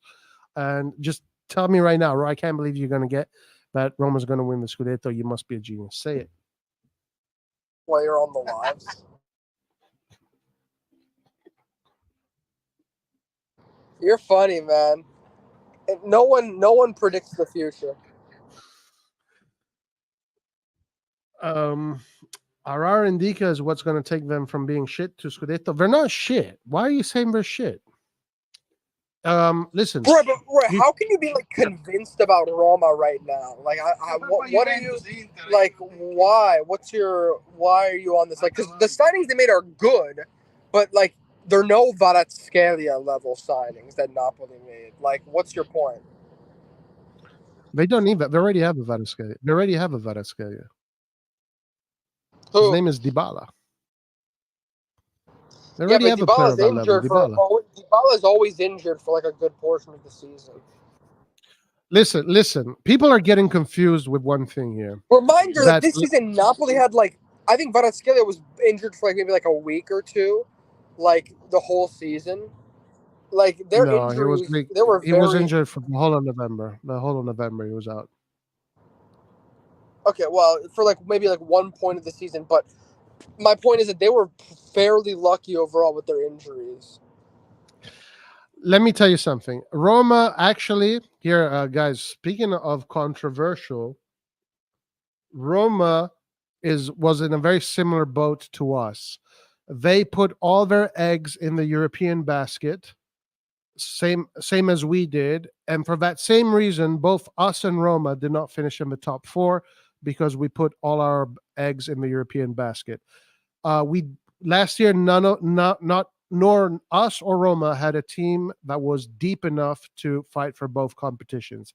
This year, if Roma gets a striker, they will have a team that is deep enough. And 3 years, it's going to be amazing. I can't wait to get this credit. I can't wait for it. I wish we'd just go for it in time so everybody can tell me how genius I am.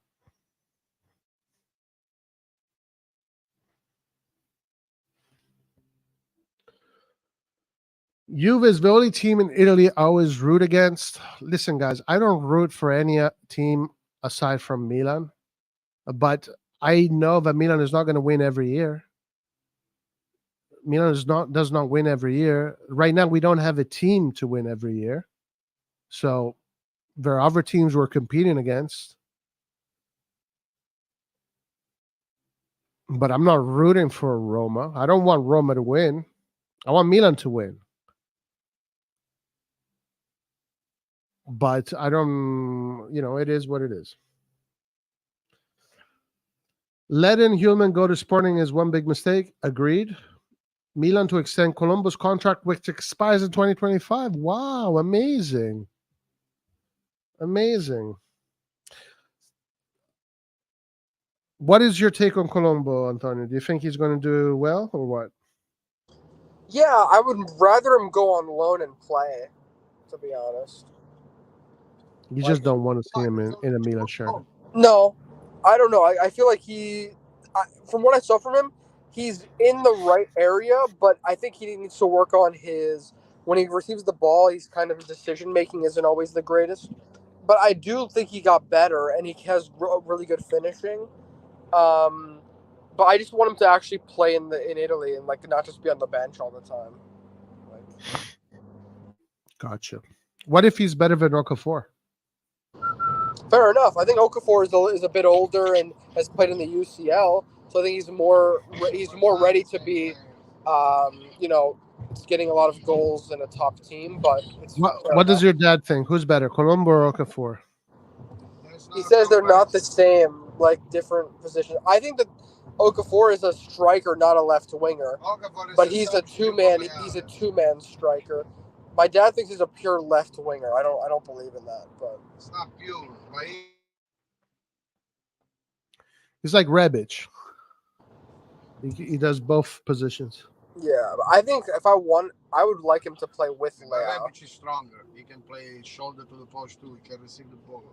Okafor is 6'1", and he's very good. If you look at him play, he's got very good ball control. At dribble, that's what he does. No, but he actually his hold up play isn't bad. Can he play like a Giroud, shoulder to the Not with his head. Colombo can. No. Not with his head. Colombo can. No, yeah, he can't play with his head. Yeah, that's true. Your dad is spinning right now. Your dad is spinning. Okafor can't play with his head. That's true. He's not like amazing in the air, but he's actually not bad with his protecting the ball. I've seen him with good hold up. Let him spit.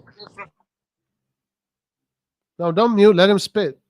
The area, he can dribble with the little teams. He can get in the area. Yeah, I like Okafor. I think Okafor. I agree that he's not Giroud, but I do like that. I think Okafor has underrated hold up play with his feet. I've seen him play, and he's against big defenders. He protects the ball well. Then he holds it, picks out a good pass. He's very good at actually passing the ball around the box too.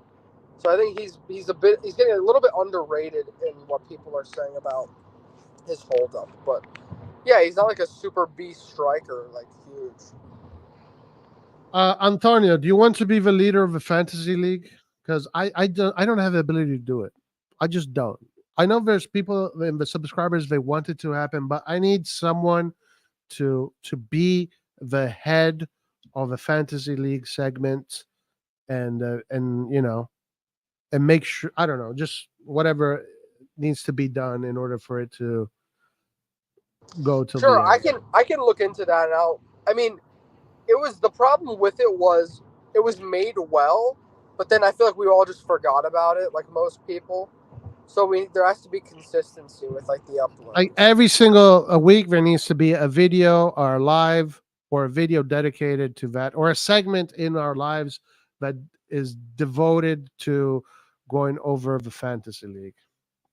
Thing is, like, guys, I'm not a big player of fantasy. Me personally, I know some people are and they like it, they enjoy it.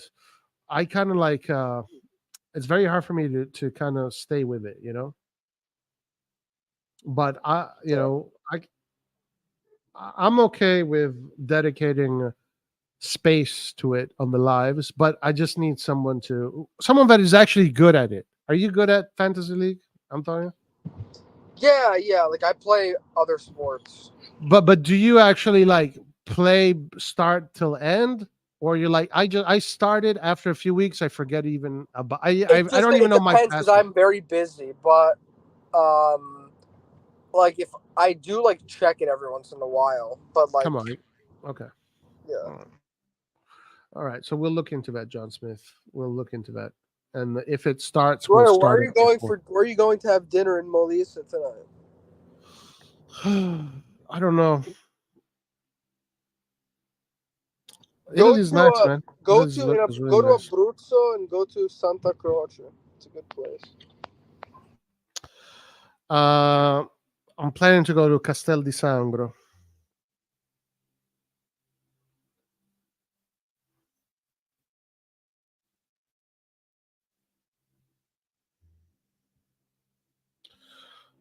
Yes, I do remember the goal against Napoli. It was amazing. Hisham says you'll be the first one to give me credit. Good. Hisham says he will have Salamakers in his team every week. The point is we have all these fans jerking off to these players because we spend a lot of money, and yet none of them put them in the top 20. Oh, Lord. I will embarrass you if Roma plumb and end up at the fourth. Ooh. Edison, my man. Edison, you will learn that going up against me is not a good idea. Not a good idea.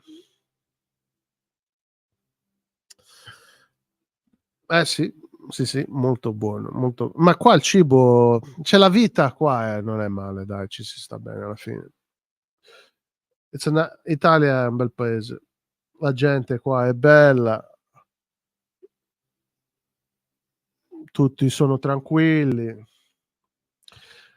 This whole narrative of Italy being like this, fascist nationalist countries, it's bullshit. I'm not seeing What that anywhere. narrative are you like? That's like from like the 1940s, dude. No. It's like what's coming out right now in the media. Giorgia Meloni, fascist, Nazis, blah blah blah. I'm not really seeing any of that here. I'm seeing pretty chilled society. There's a lot of immigrants. Nobody gives a shit. Everybody is fine. Nobody cares. Everybody's just going. Roy, what town are you staying in? I'm not gonna say that. That shit is private, my man. Are you lying? There's millions of fans that want to know where I'm staying. I can't. That's BS. Roy, why don't you share anything? Like you have the camera off. You don't send me pictures at all. What are you doing? What? What do you want? Like I need some proof. You don't send anything. Well, I sent you pictures of the fucking mountains the other day, dude. No, you did not. Yeah, I did.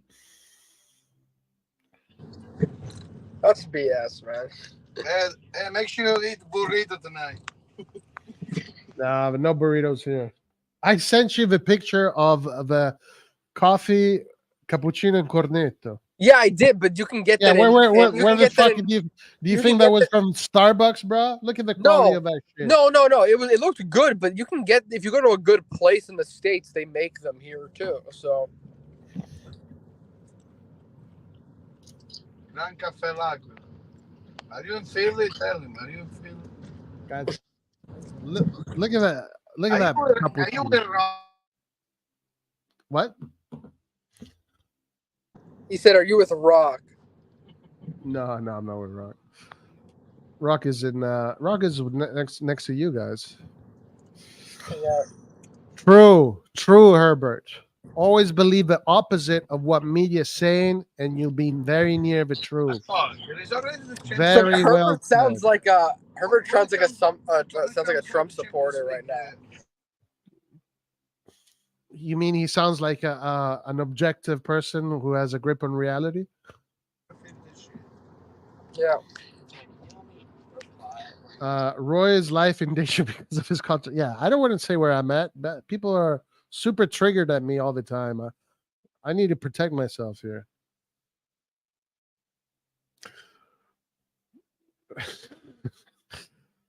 Dude, if a Milan player, I know some of these Milan players hear what I'm saying. They're not happy. They say, well, this guy, man, doesn't believe in us. No, I just don't. I think you guys are okay, but you need more time. All right. Anyway, Antonio, what say you? Let's close the stream. We've been 3 hours and a half. What's any last words? Actually, I wanted to ask your dad. Oh fuck! I wanted to ask your dad something. I forgot. Ticini, what the fuck you doing there, man?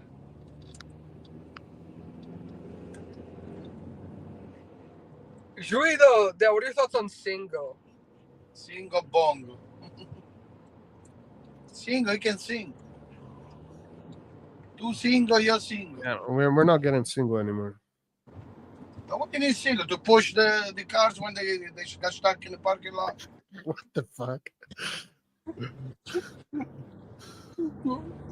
So single, they even play with Torino. He was on a bench. Every time he's a good Torino, player, Guido. You're being disingenuous here. Every Imagine time I Roy. watched Torino, Singo was on a bench. So what the fuck you need a bench Torino player? And you guys want to get rid of Messias? It's 10 times better, please.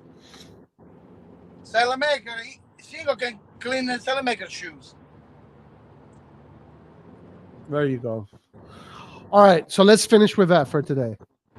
Guys, thank you everybody for joining us. And we'll see you tomorrow, hopefully. Any last words from Antonio or Guido, or you want to keep it at Salamakers can clean what? Hey, talk about politics with my dad. No. We're done. 3 hours and a half. We're done. That could make this stream a 5-hour stream. Yeah, but we gotta close. I gotta close. I know. Is he Democrat? Roy's a liberal. Yeah. Oh my God. I'm a liberal. Is that what you said? Yeah, you're a liberal. Yeah. I'm a quin. I have 6 vaxes. You know, they're the ones that invented slavery. You know that, right? All They right. didn't invent slavery. No, slavery was. I mean, United States slavery was largely supported by the early Democratic Party in the U.S. That's what I mean. Listen, speaking of Liberali, he scored for the Primavera. So Camarda and Liberali, 2 youngsters that were promoted into the Primavera, that are younger than everybody else, but they're super talented. They had a friendly against a team recently, and both of them scored. Ciao Herbert, ci vediamo alla prossima. Forza All right, Camarda. Yes. All right, guys. Anyway, thank you, Antonio. Thank you, Guido. Thank you, everybody in chat, guys. We will see you another time. Appreciate everybody. And Forza Milan. Ciao, Forza Milan. Forza Milan, guys. Not Forza Roma, Forza Milan. All right. Peace out, everybody.